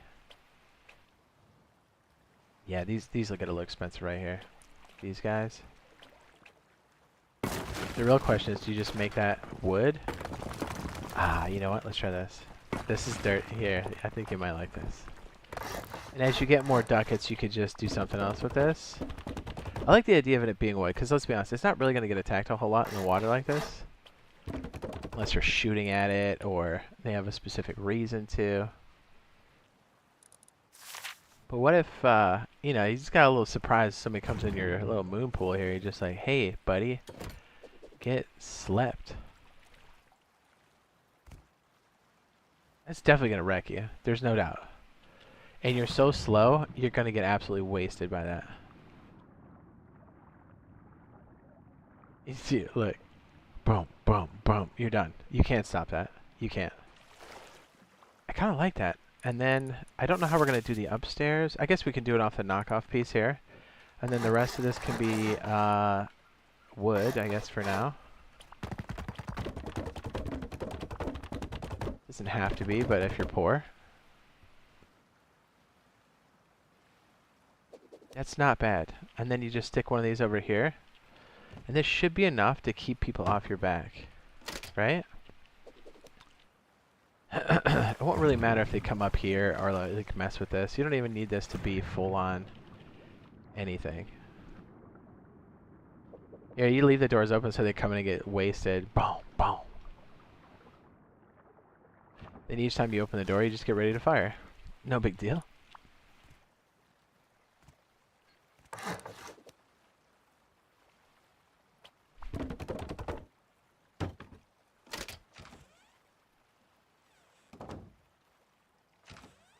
I like it. We can do something with this. I kind of want to run this. I want to run it. Well, I think when we start the wipe on Thursday, we might do it like this. Heck, there might even be a stream on it tomorrow night. Maybe tonight.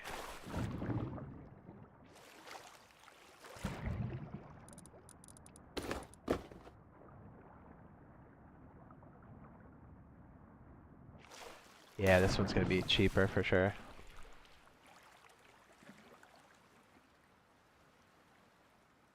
As you start to get more stuff, you can kind of just fill this out and then work it from there. I like it.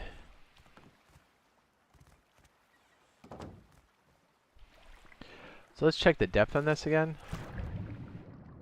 You need to start with this and then work your way up. Okay. And as long as that's... honestly, this doesn't even have to be fully submerged. It's not bad.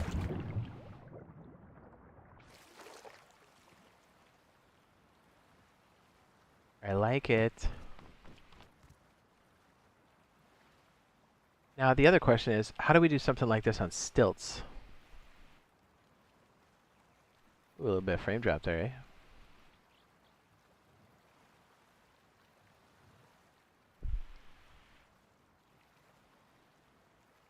How can we do that deeper? And probably cheaper? Sorry, I'm gonna have to put on the goggles again. I apologize.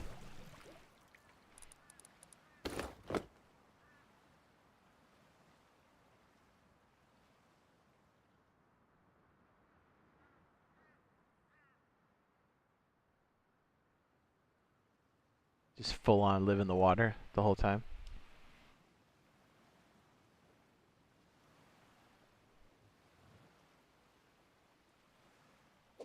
I think it'd cool to be do like a stack where you just have like a 1x2 and it's 2 stories. It's just the boat's on the bottom, the base is on top. It's super cheap. It's not meant to hold back anything crazy, but it's like meant to just be like a tight little water base. Kind of hot. Hot. Did we build something right here? Yeah, we did. What if we could build a safe boat base like deeper in the water? I want to solve that. Because this, I think, is too deep to get started for a solo. But it'd be nice to be a little bit away from the water line. So you're out just deep enough for it to be annoying. Yes. So if we're going to make like a water shaft, I would say probably triangle would be the cheapest. Right? For you to swim down. How deep is this? Oh. Not that bad. So we probably need to go deeper. Probably. So how deep do we want to make this? This deep?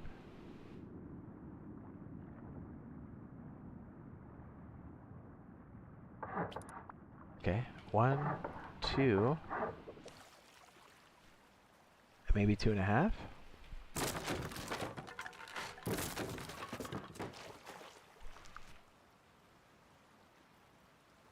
Alright, let's take our own advice. Let's build on the shoreline first. Let's just see what it looks like on stilts. We can extend it however long we need to make it, I guess.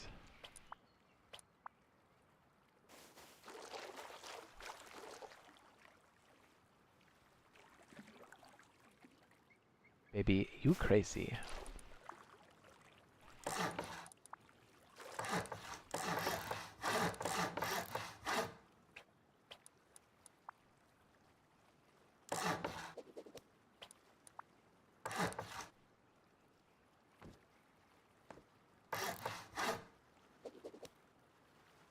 It'd be nice to just kind of come up, in, and under.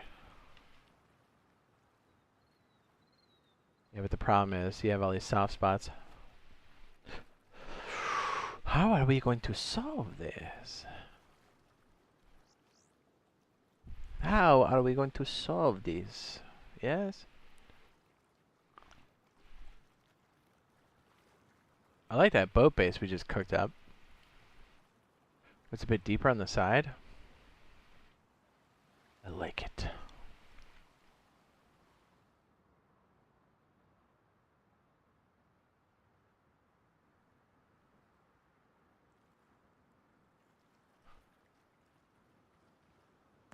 Kind of cool to jam some other weird stuff here and then make it go second story like this. Or like these. Maybe. Maybe.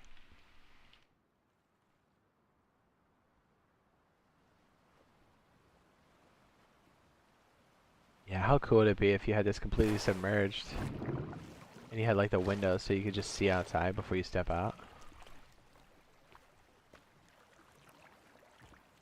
Hot.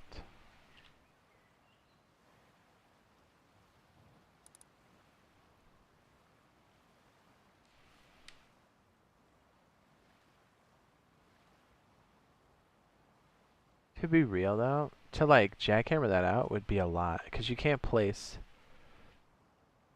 a workbench anywhere. So I guess let's just remove that constraint. Not worrying about the floor yet. What would the ideal moon pool look like for us to enter and leave in the cover of darkness?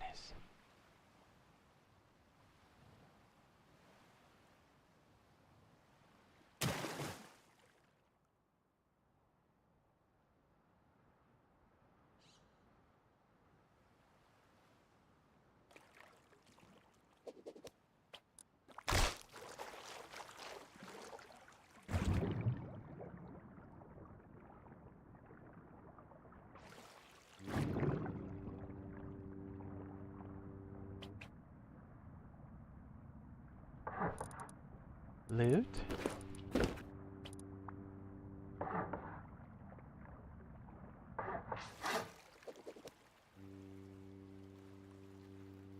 Yeah, we're kind of just building what we just had.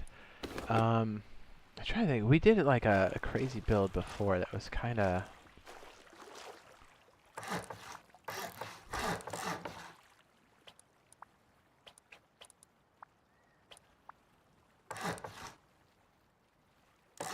Alright, so like maybe the shaft that goes up is like this. Then we have support beams that sit on the exterior.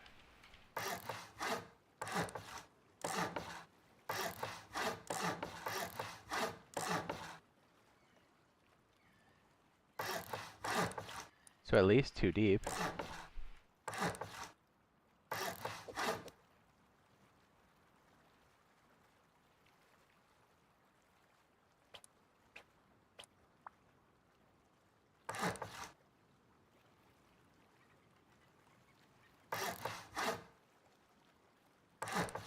So maybe it just starts with these crazy floors like this.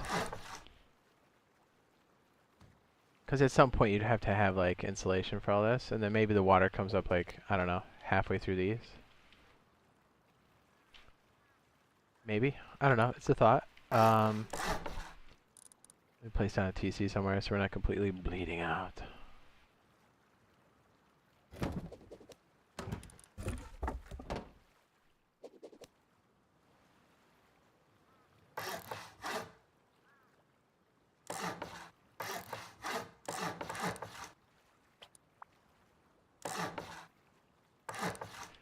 I like that because then at least we've got some coverage here. It's going to make it a bit more expensive, but it's a possibility.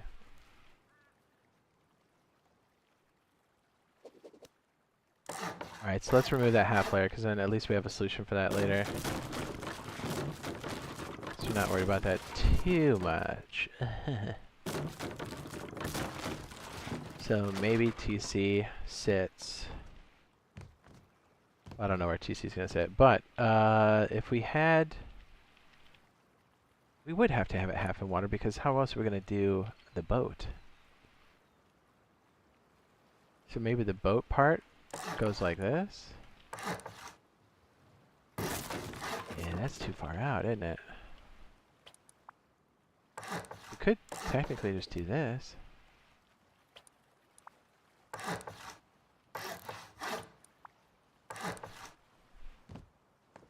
Then the boat port just kind of chills like this.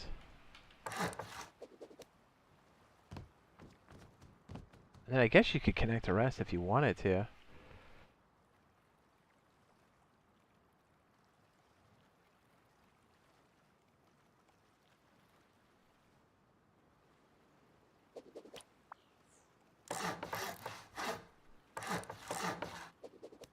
What did we do last time? For the, oh yeah, we can make it like... Although this does make it easier to get on the roof. We did this to save money last time. It did work. It was nice. I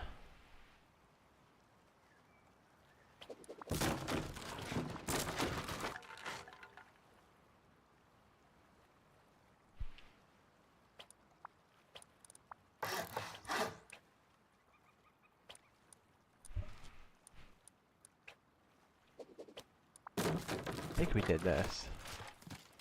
That's not terrible, I guess.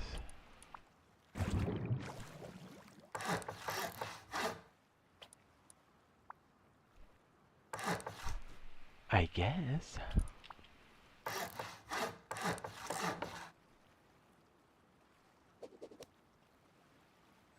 That's pretty expensive for a boat port. I want that way smaller.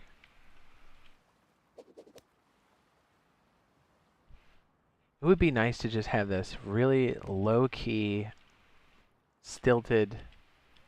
Maybe just pull a boat up to it. You don't even necessarily have to, like, have a boathouse. You just pull in tight. Tight. Or maybe TC sits right here. I don't know.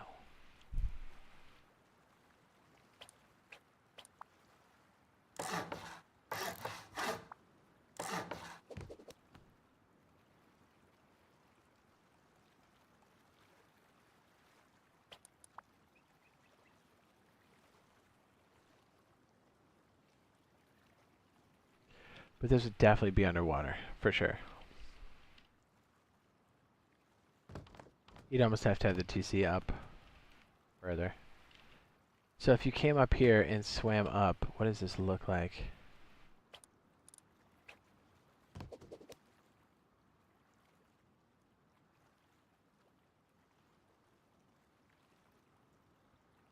I guess we don't have to do the half wall thing, because then we could just put fences or something up.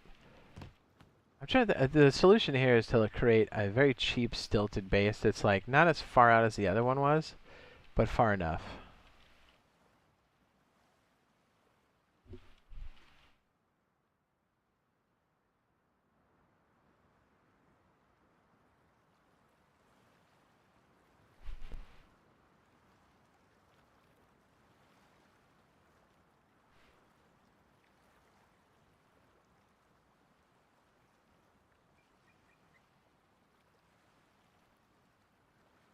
Interesting.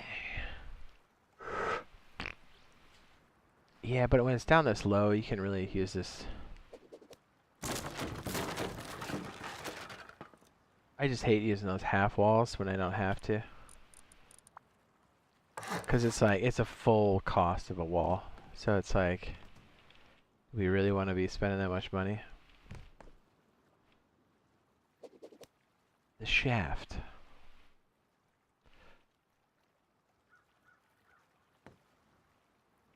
Water. Oh, did we just crash? Hold on. We got DC'd. Hold up. Hey, what do you think about this?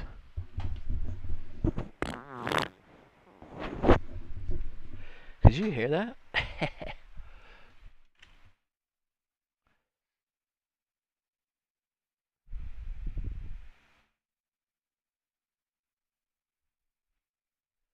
Tell me you could hear that, dude. That was the best.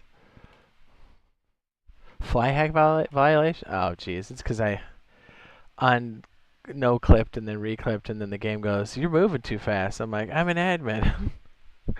Of course I'm gonna move like that.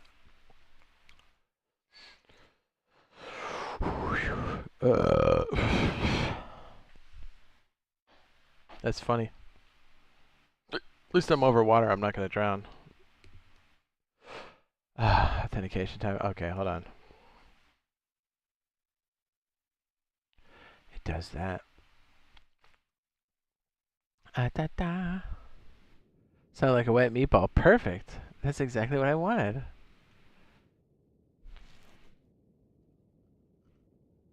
Stinky. Stinky. Smelly. Smells like poopy. Stinky. Ah.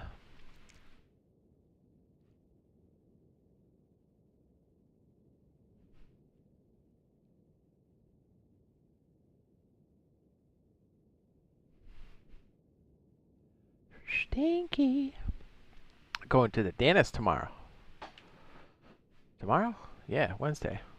The dentist. See, these load times are crazy, right? You see this? We load faster on console. It was a secret. That's what it was, Mr. Russo. It was a secret. Stinky. Yay, we survived it.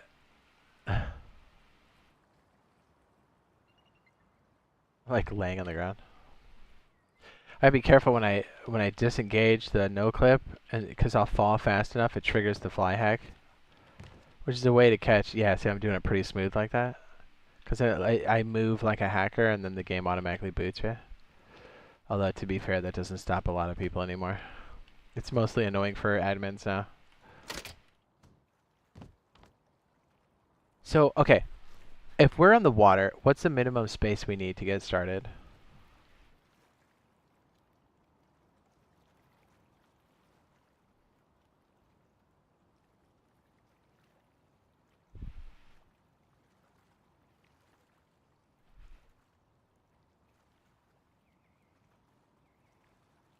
Fly up. What's up? Mad Honeycut says, did horses get pushed to main yet? No, it's still probably about a month and a half, give or take.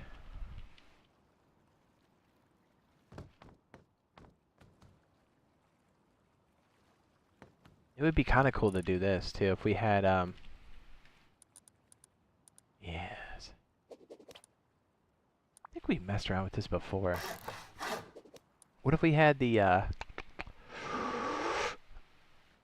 yeah, dude, I love the fact that the water's opened up now, you know? Oh yes. Did some dirty stuff with this last time.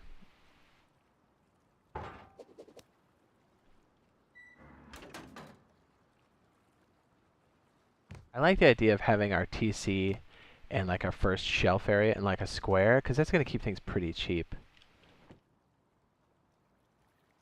Let's see what that looks like.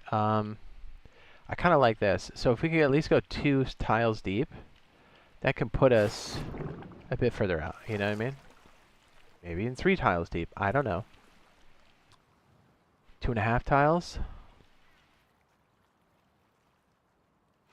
Ooh, you know what? We could kind of go off of the, hold on. What if we got a little crazy? Could we...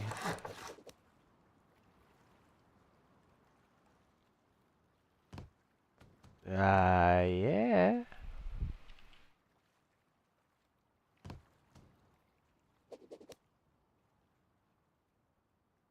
I mean, essentially we're remaking the other thing.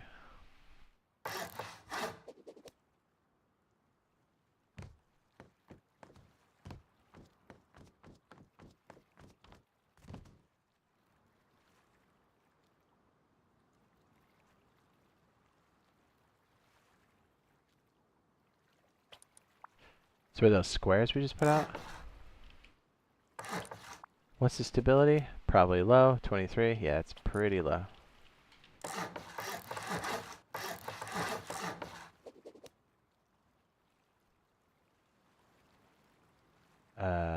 What about this?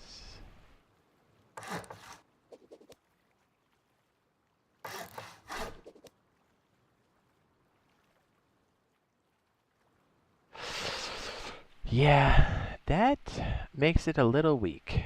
So we had 23 on the bend.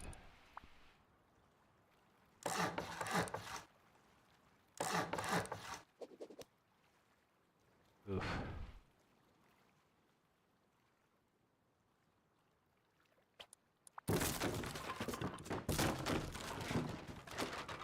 Kind of dope if we could just create like a. It's kind of like the bilge. Drive force.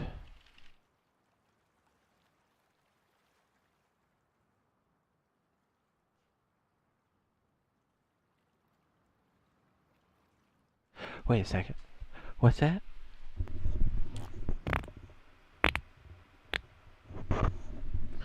Did you hear that secret?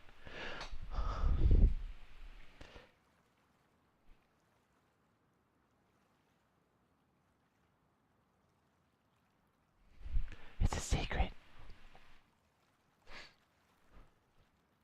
Alright, we're too far into the weeds. I need to kill this.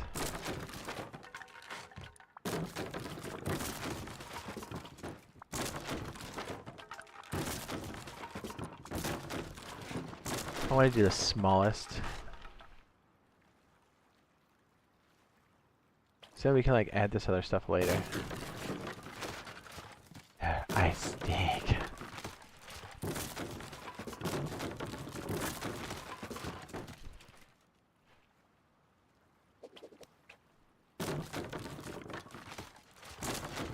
Yeah, we experimented with some stability. I think we can do some pretty nutty stuff here. It would be kind of cool if we made the entrance off the back here. And it was like kind of underwater, so you had to like open this up and get in. So it's not really out anywhere. It's just enough protection to do whatever. Yes. Very good. That's hot. I mean, there's no soft side. Says, what was that? Is it a fart? Dirty fart? It was a fart. It was a dirty fart.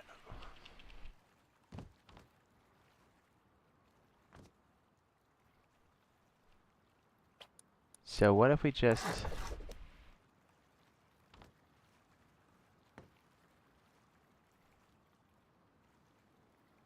started like that?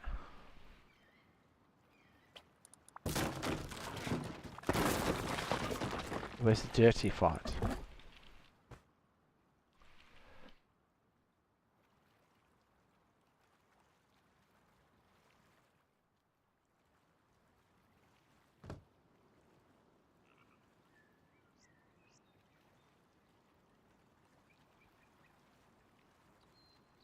Yes.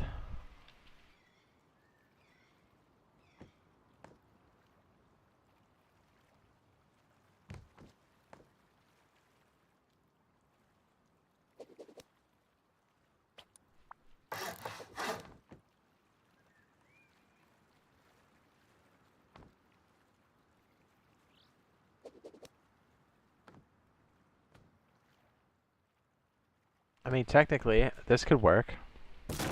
I kind of just want to do it live on a server just to see what it feels like and to kind of like do it out of necessity.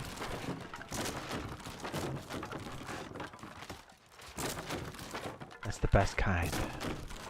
What kind of stability we have here? 50. That's not bad. It's not bad. Oh boy.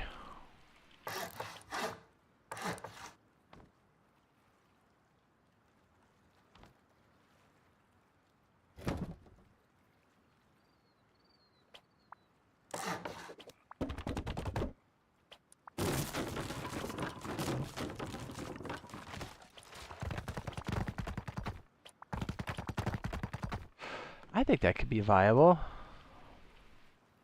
We just put it on stilts.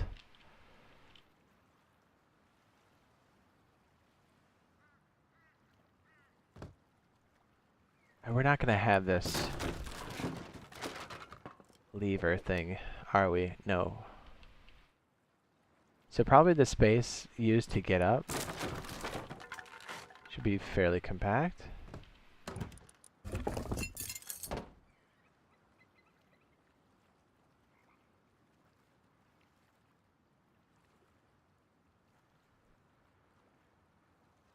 Yeah, but then it kind of sits right there, so we almost need it to be over one. Or 2 squares deep.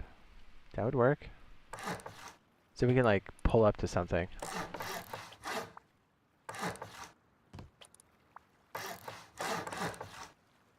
Should we just do a water 2x2? Or a water 1x2? Yes.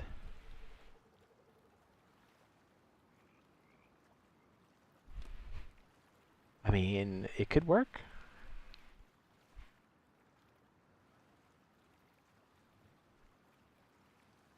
Let's just do a long ways and see what that looks like. And what if we had our furnaces right here? And what?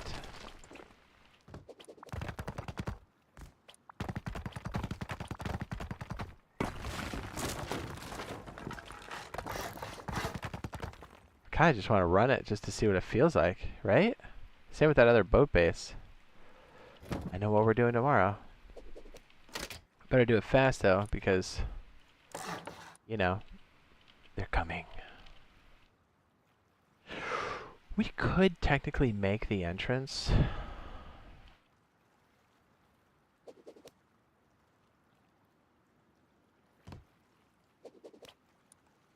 I guess we don't technically need the compartment to do the cooking.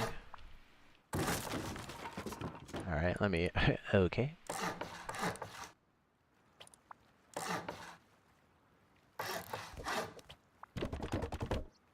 Yeah, we're gonna need some stilts out here.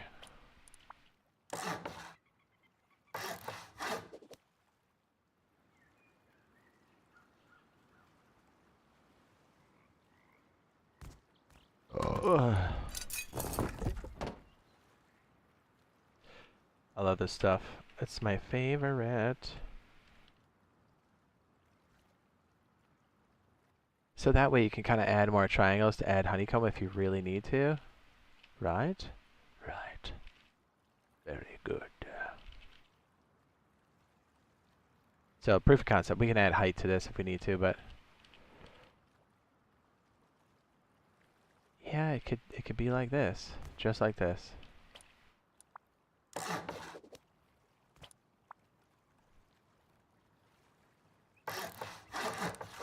Probably wood to start, so you can change it, maybe. Same thing we had before with the shotgun trap down the pipe. You always leave under the water, always. That's how you get in. Yes. And I guess if we want to make an expansion slot, we can kind of just leave a spot wood, I guess.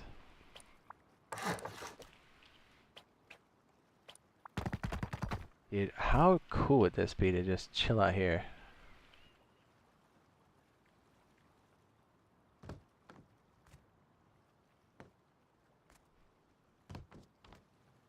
Just stand off the back and fish.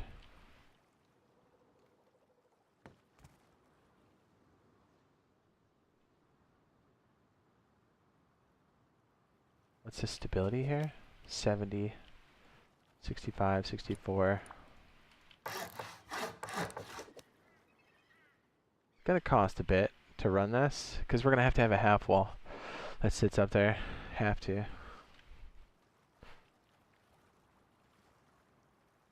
Or even a full wall, probably. I guess we could do full wall. Then maybe we just stick, nah. See, that's where it's like, do we just put roof tiles to expand the outside? This would be kind of fun to play with. And just run this to see what it does and see if somebody attacks it. See how juicy it looks. We could run this with just a couple of these. Leave this wood. We can leave this wood, so if we need to bump it out, we can. And then you just like, let's say it's parallel to the shore, and then you just keep pulling your boat up to the back, and then you just go boop, boop, boop, boop, boop, boop, boop, boop, boop, boop, and then you're good.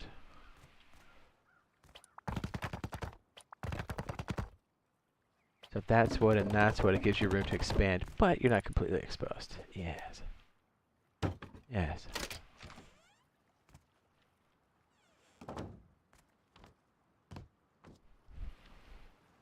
You can add the little furnace area if you really need to on the side.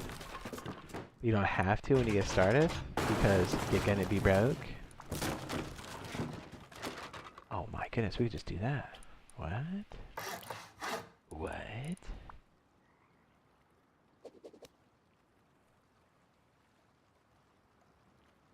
That's right, I forgot. We could just do this.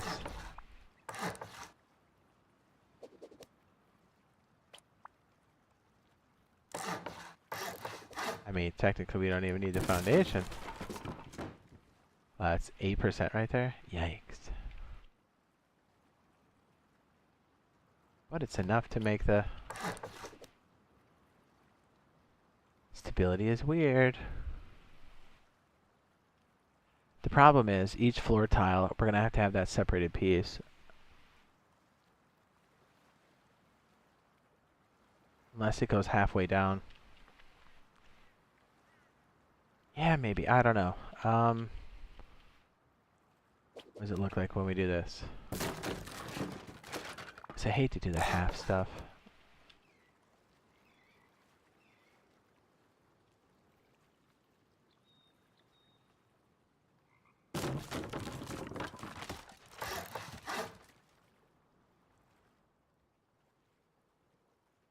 This would be kind of interesting. What if we,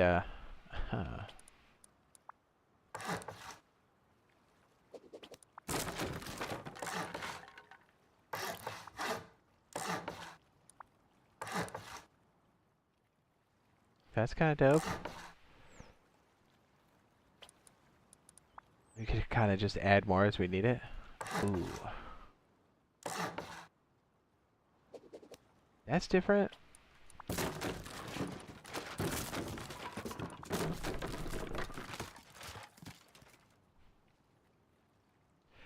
Then it's like truly protected on that side, and then nobody can really squeeze you too bad.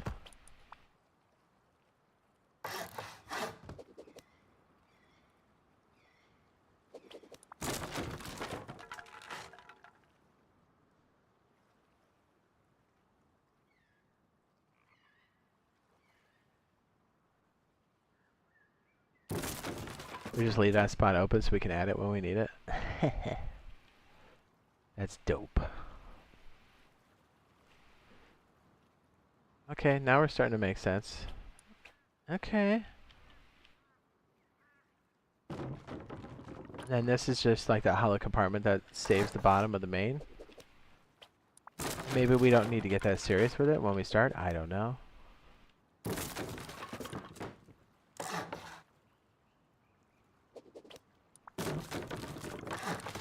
That way this whole area here is like water. But we can come down and fill it in with more stuff if we need to.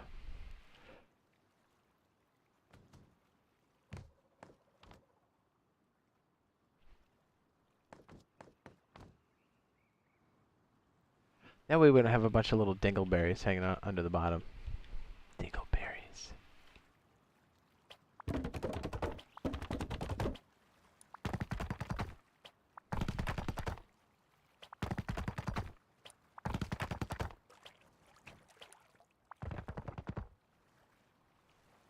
These can all be wooden doors.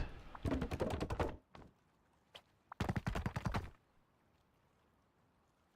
then this is where you kind of come up. Is that right?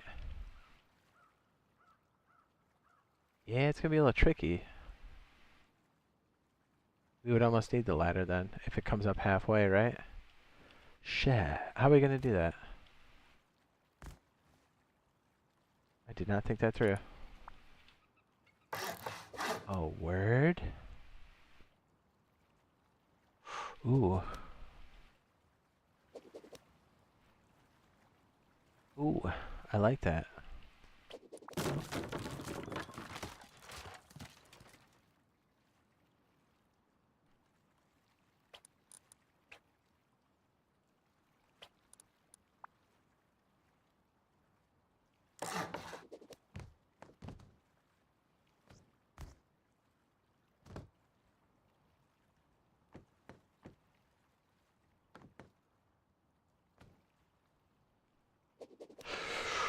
I like that.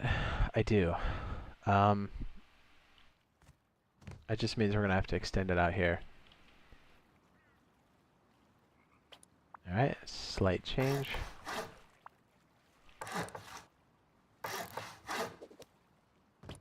Right, am I crazy?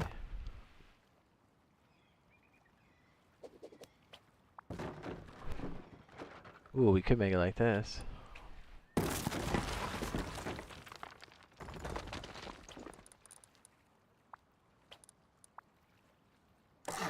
Just leave a twig. You just climb up this thing when you need it.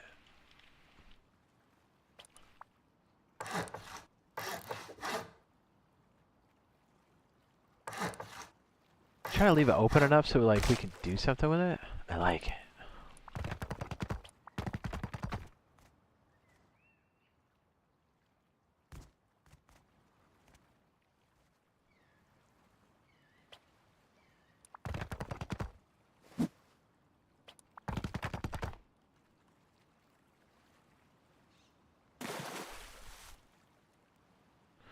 This is kind of cool. You can kind of slam the boat in here if it's parallel to the shoreline.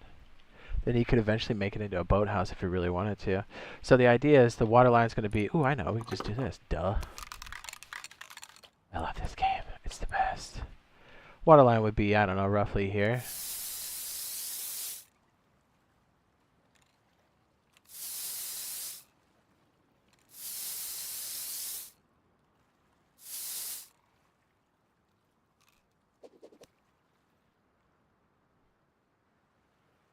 So we still can like completely be submerged and then come through. Whoa, that was trippy. And then kind of walk up. I like the gap right here because then we can fill in with more slats if we want to. And it's protected.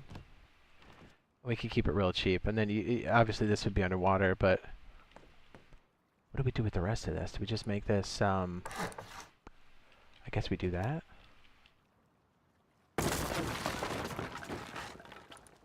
See, the whole idea is these poles are the most secure, and they're like 150 stone a pop, which is great. I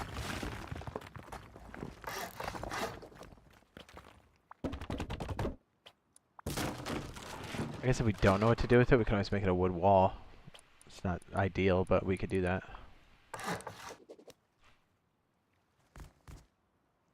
I mean, technically we don't even need that other part, do we? This one right here?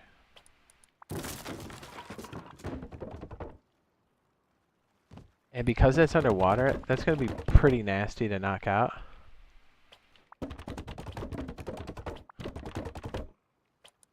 Just put like a brace there or something? I don't know. That way we've got these nice little compartments. Yes. It's expensive. It's definitely expensive. And this would have to be stone.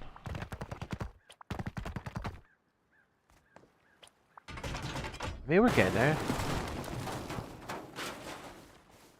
Do like every other spot that's like, this will be wood, this will be stone, this will be wood. Cheap. That'll be wood.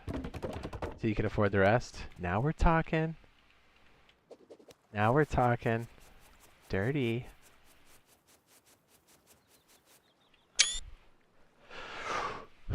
And what if this was like 4 stories tall?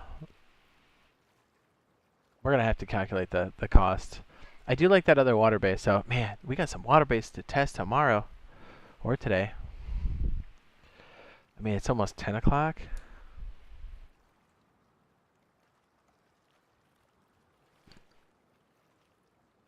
Yeah, maybe we tackle it tomorrow. But we still got a lot to do on this.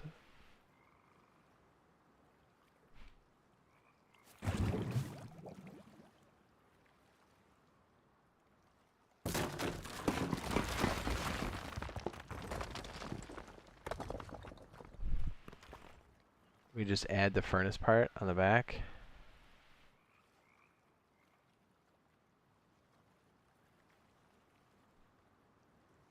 Whew, I like it. I don't know what we'll do with the rest of that there, but then we don't need the rest. Open build, it's just us experimenting with some builds and stuff. Yeah.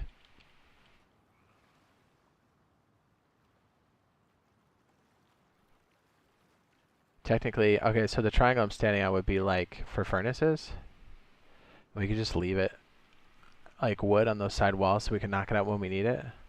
Because the whole idea is that like we want to be able to do this in one pop, and it's kind of expensive. But I think this reduced the cost pretty well.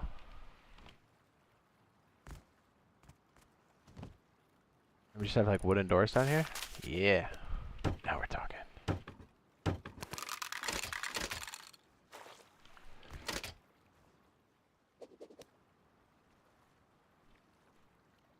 I have a question. How close can we get in the water? I mean, that's out pretty far. Oh yeah, it's deep. Okay.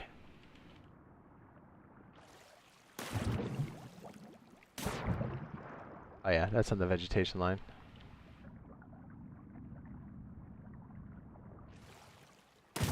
Yeah, our best bet's to be next to it. Where's that vegetation line? Oh, it's like right here. Yikes. That's very steep.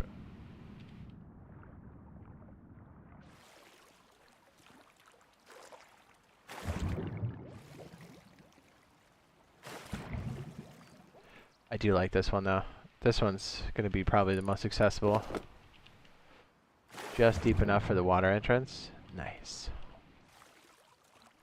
Completely annihilated by a shotgun trap. Ooh.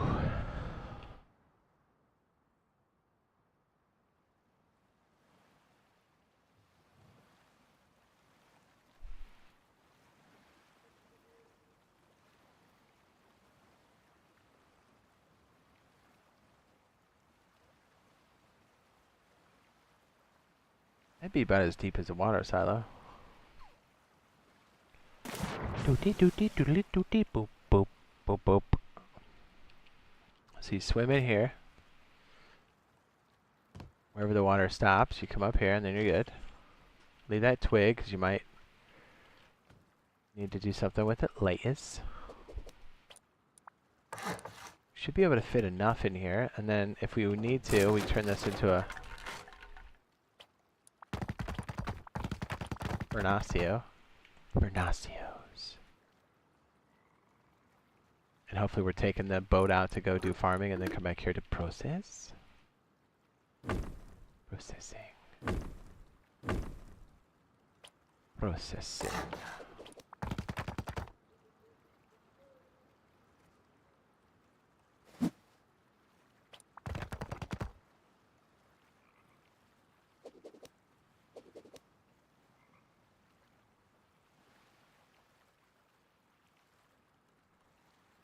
Huh?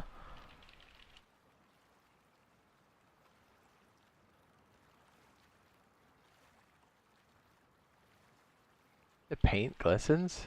That's funny. Oh, cargo ship.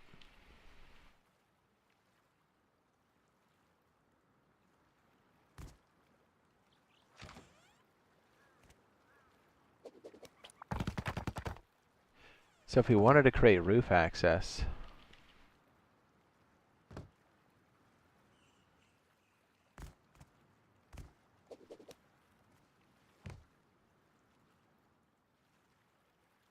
what would that look like?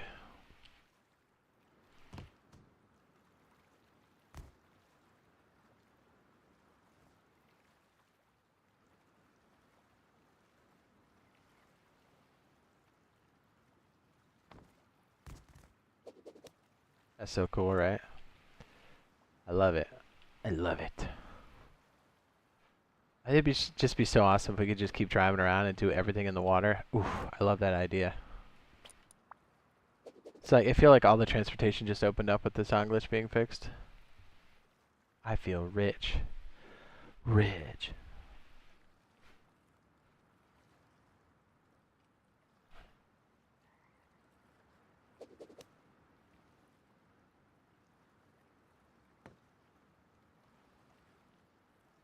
Yes.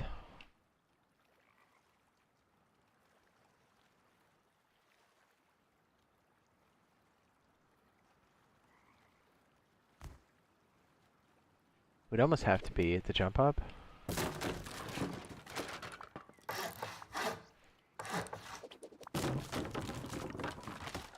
Or even like over here maybe? I don't know.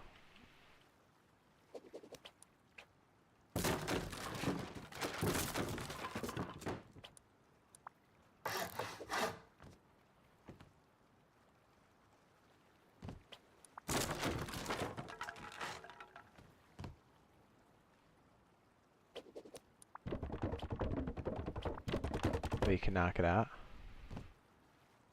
Got some options. So if the water sits here, so we can stay. So the other thing is, if we have the overhang, you don't want anybody getting access. So I guess we just do this. Make a roof. Roof access. Very good.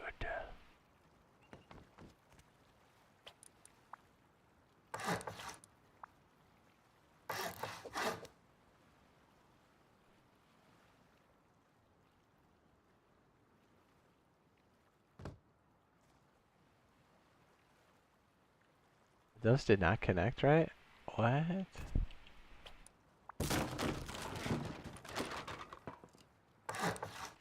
Also not connecting, right? That's peculiar. Yes.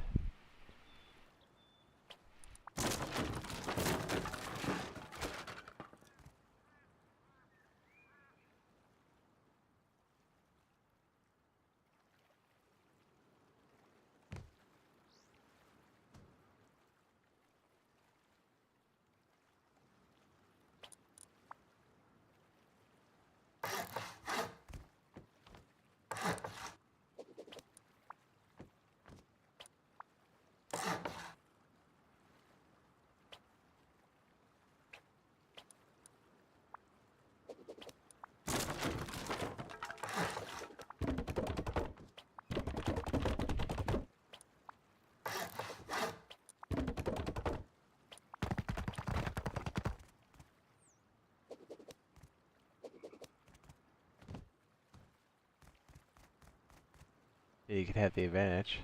Water lines right there. Boom, boom, boom.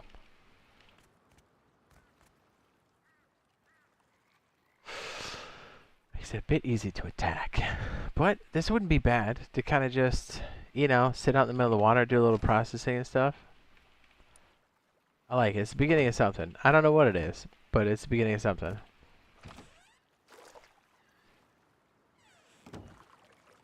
Maybe that's all it needs to be.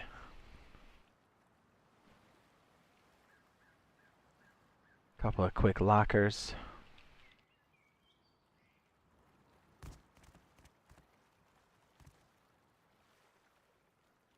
It's a thought. I don't know if it's good, but, you know, that's why we're here.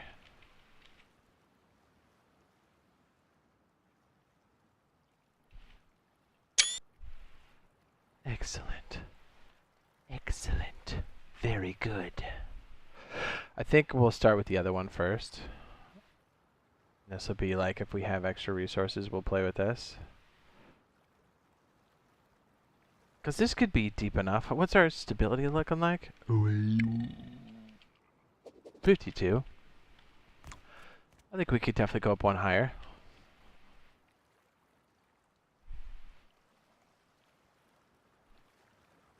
Yeah.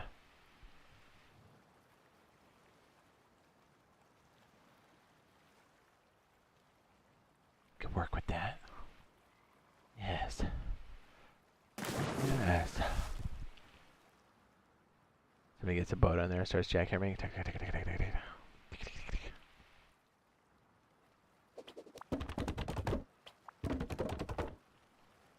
Just leave it purely wood to be annoying.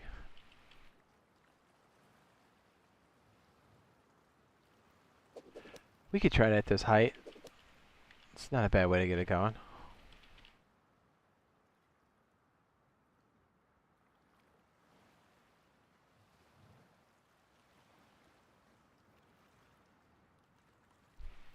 Excellent. Let's look at our other boat base. Boat base.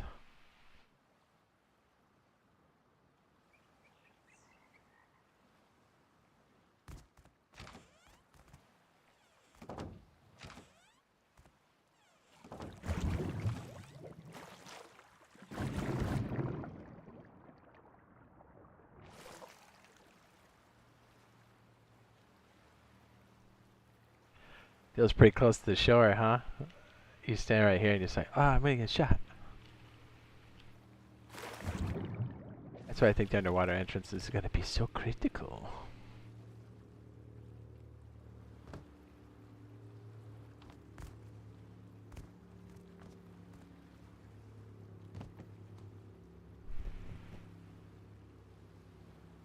Not bad.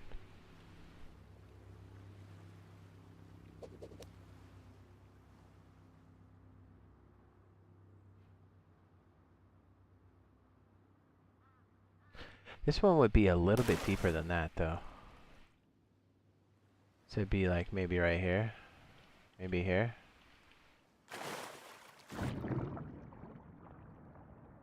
Wait, no, it's at 1.5?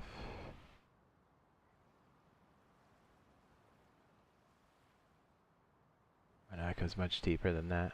So it would be like...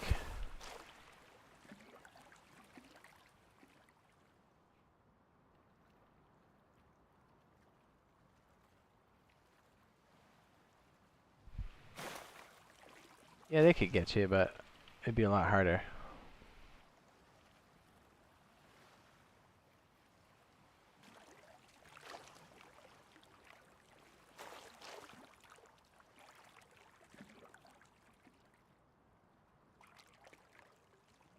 Neil, how could you?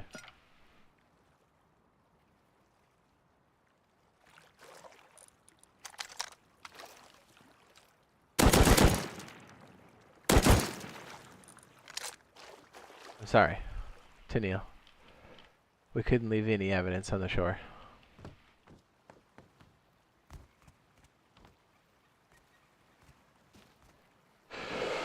I like this one. We get this started with like virtually nothing. We start with the triangle and this. We could kind of add the rest as we need it. And then this is like far enough away. Now look at this and be like, okay, cool. Cool story, bro.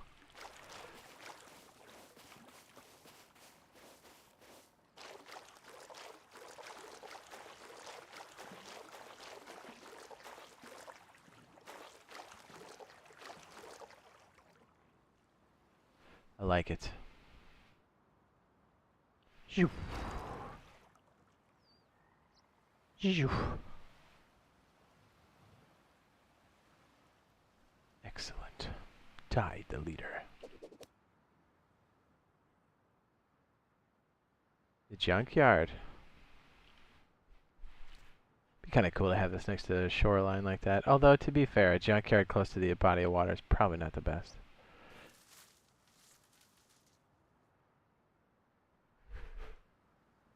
Contamination will be a thing.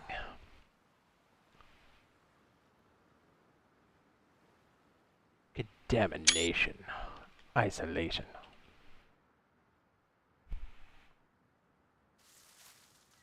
Let's go back to the main homestead, shall we? Beat those cheeks. Beat those cheeks. Beat those cheeks.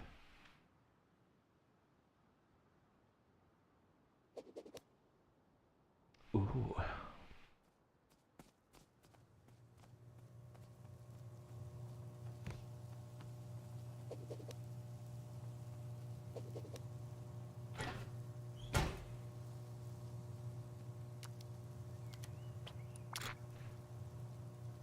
Only transfer if this amount of the item is in the input chamber.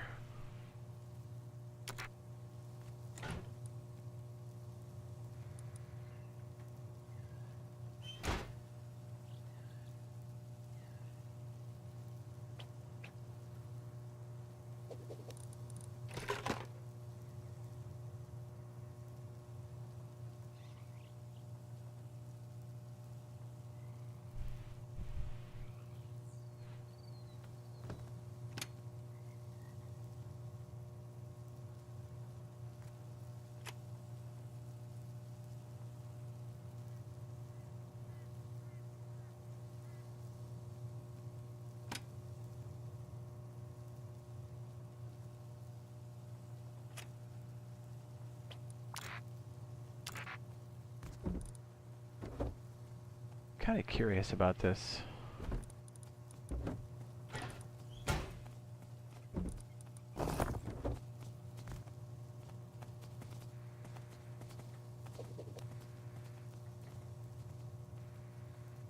Let's see if this actually shuts it off.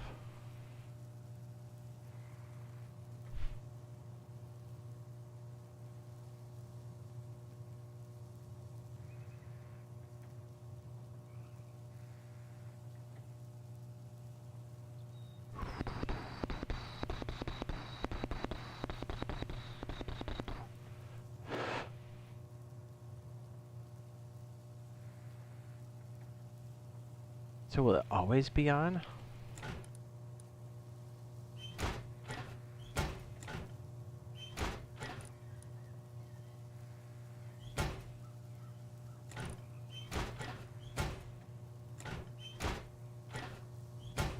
Is it not being evenly distributed? That'd be something we'll have to mess with too to really get that honed in. So we need it running well if we're going to implement it.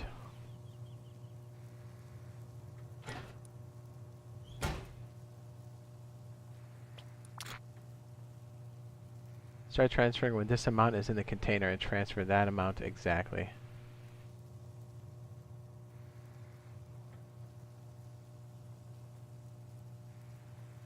Stop transferring once we have this many of this item in the target container. Set to 0 to transfer as many as possible. So it did work.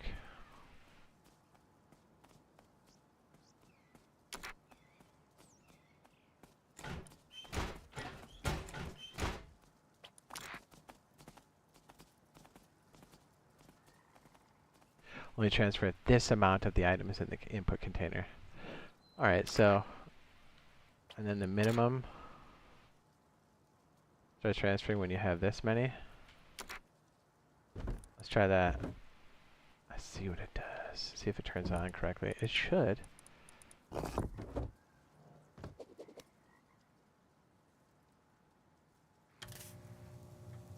Ooh.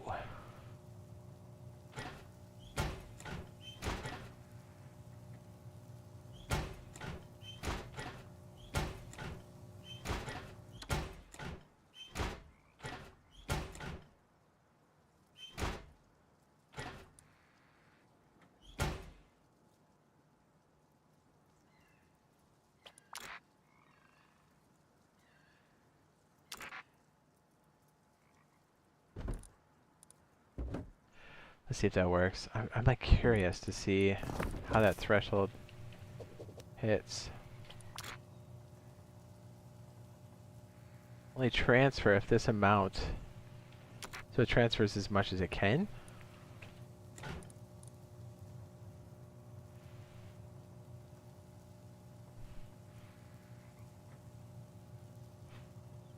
So it's always pulling.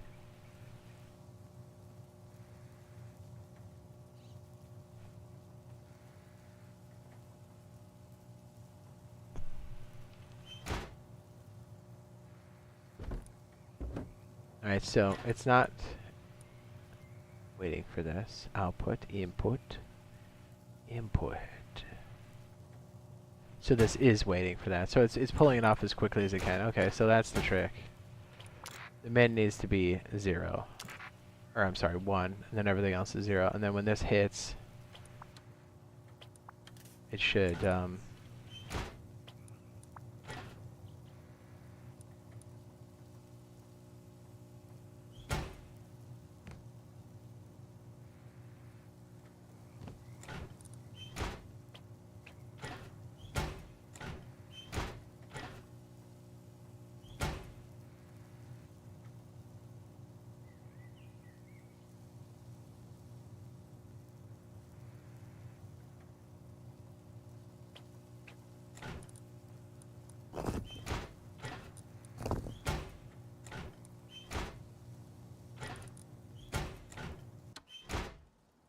Okay, so that did it. That's alright. That's not bad. So we just leave it to 1 and let it transfer like a madman. And then when it gets down, this is the one that shuts it off. Beautiful. Beautiful. Excellent. I like it. Do we set up another set of these? Very good. Pipes. Transfer. Pipes.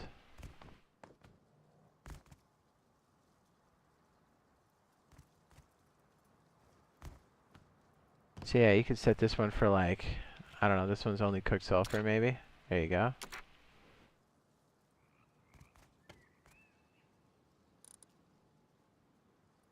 See, I kind of want to test this for a second. Just to see what we're looking at here.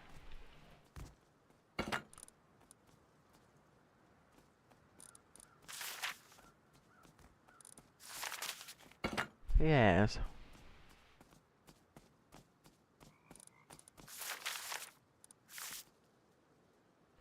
So take the branch. Beep.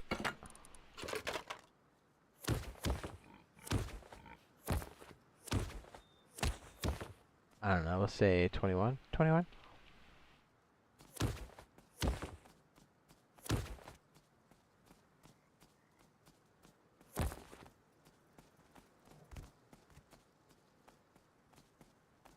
Yeah, we could daisy chain these. I forgot.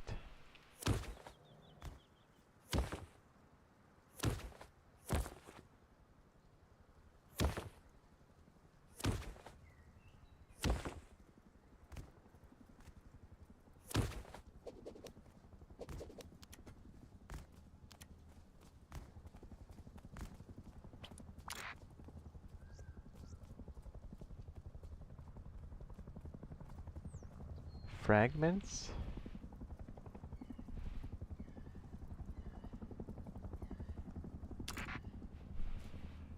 It's like charcoal. Oops. So it should be taking that out. Right?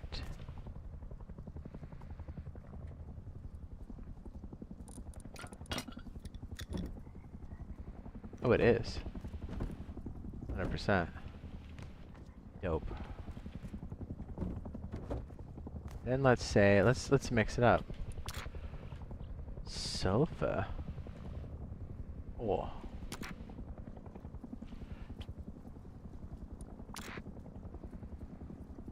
Sofa.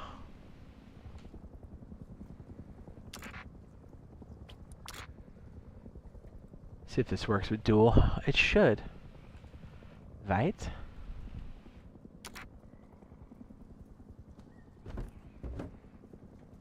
Let's see if we can get it to trigger with just this.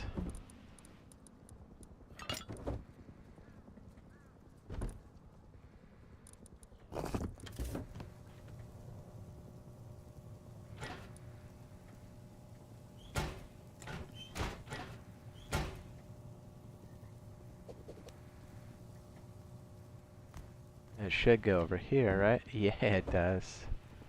Dope. So this is the input box. We can put raw materials in here. The processed materials come back out, and then things get sorted down the pipeline. Sulfur. Metal fragments. It knows exactly what to do.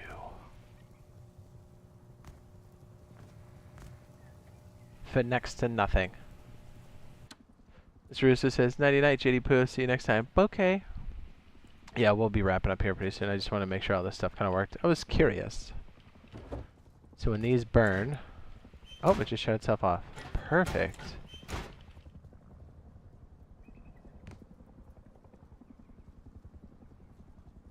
And all the cooked material went over here.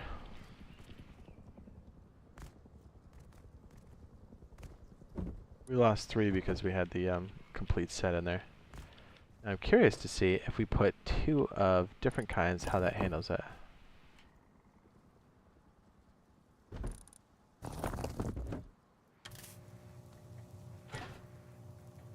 Oh, they can cook at the same time. That's so dope.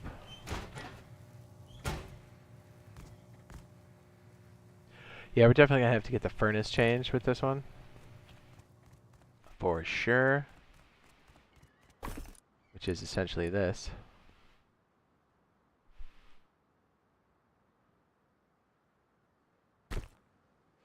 Good night, Mr. Russo. That's probably a good place for us to stop for now. Appreciate you guys hanging out. Be sure to drop a like. If you're into it, consider dropping that subscribe, turning on those notifications if you think it's something you like to watch. And yeah, we'll be back tomorrow with some Rust video and some stream action. I think we have a couple of shorts scheduled for tomorrow as well. We'll most likely be doing a half and half where we're kind of here and then over on the main branch. Or I might decide that we just stick here and do another open build so we can kind of get all these ideas up and out before our first wipe on Thursday, because we have the same thing over here on PC. Even my custom server, I can't save it all. So, yeah, if you guys have any like boating, horse, electricity, or even industrial questions for everybody, you know, stop in, drop them, put them in the comments. Sure to answer them to the best of my abilities. And hopefully we'll see you in the next one. I appreciate you guys. We'll see you. We'll see ya. Good night.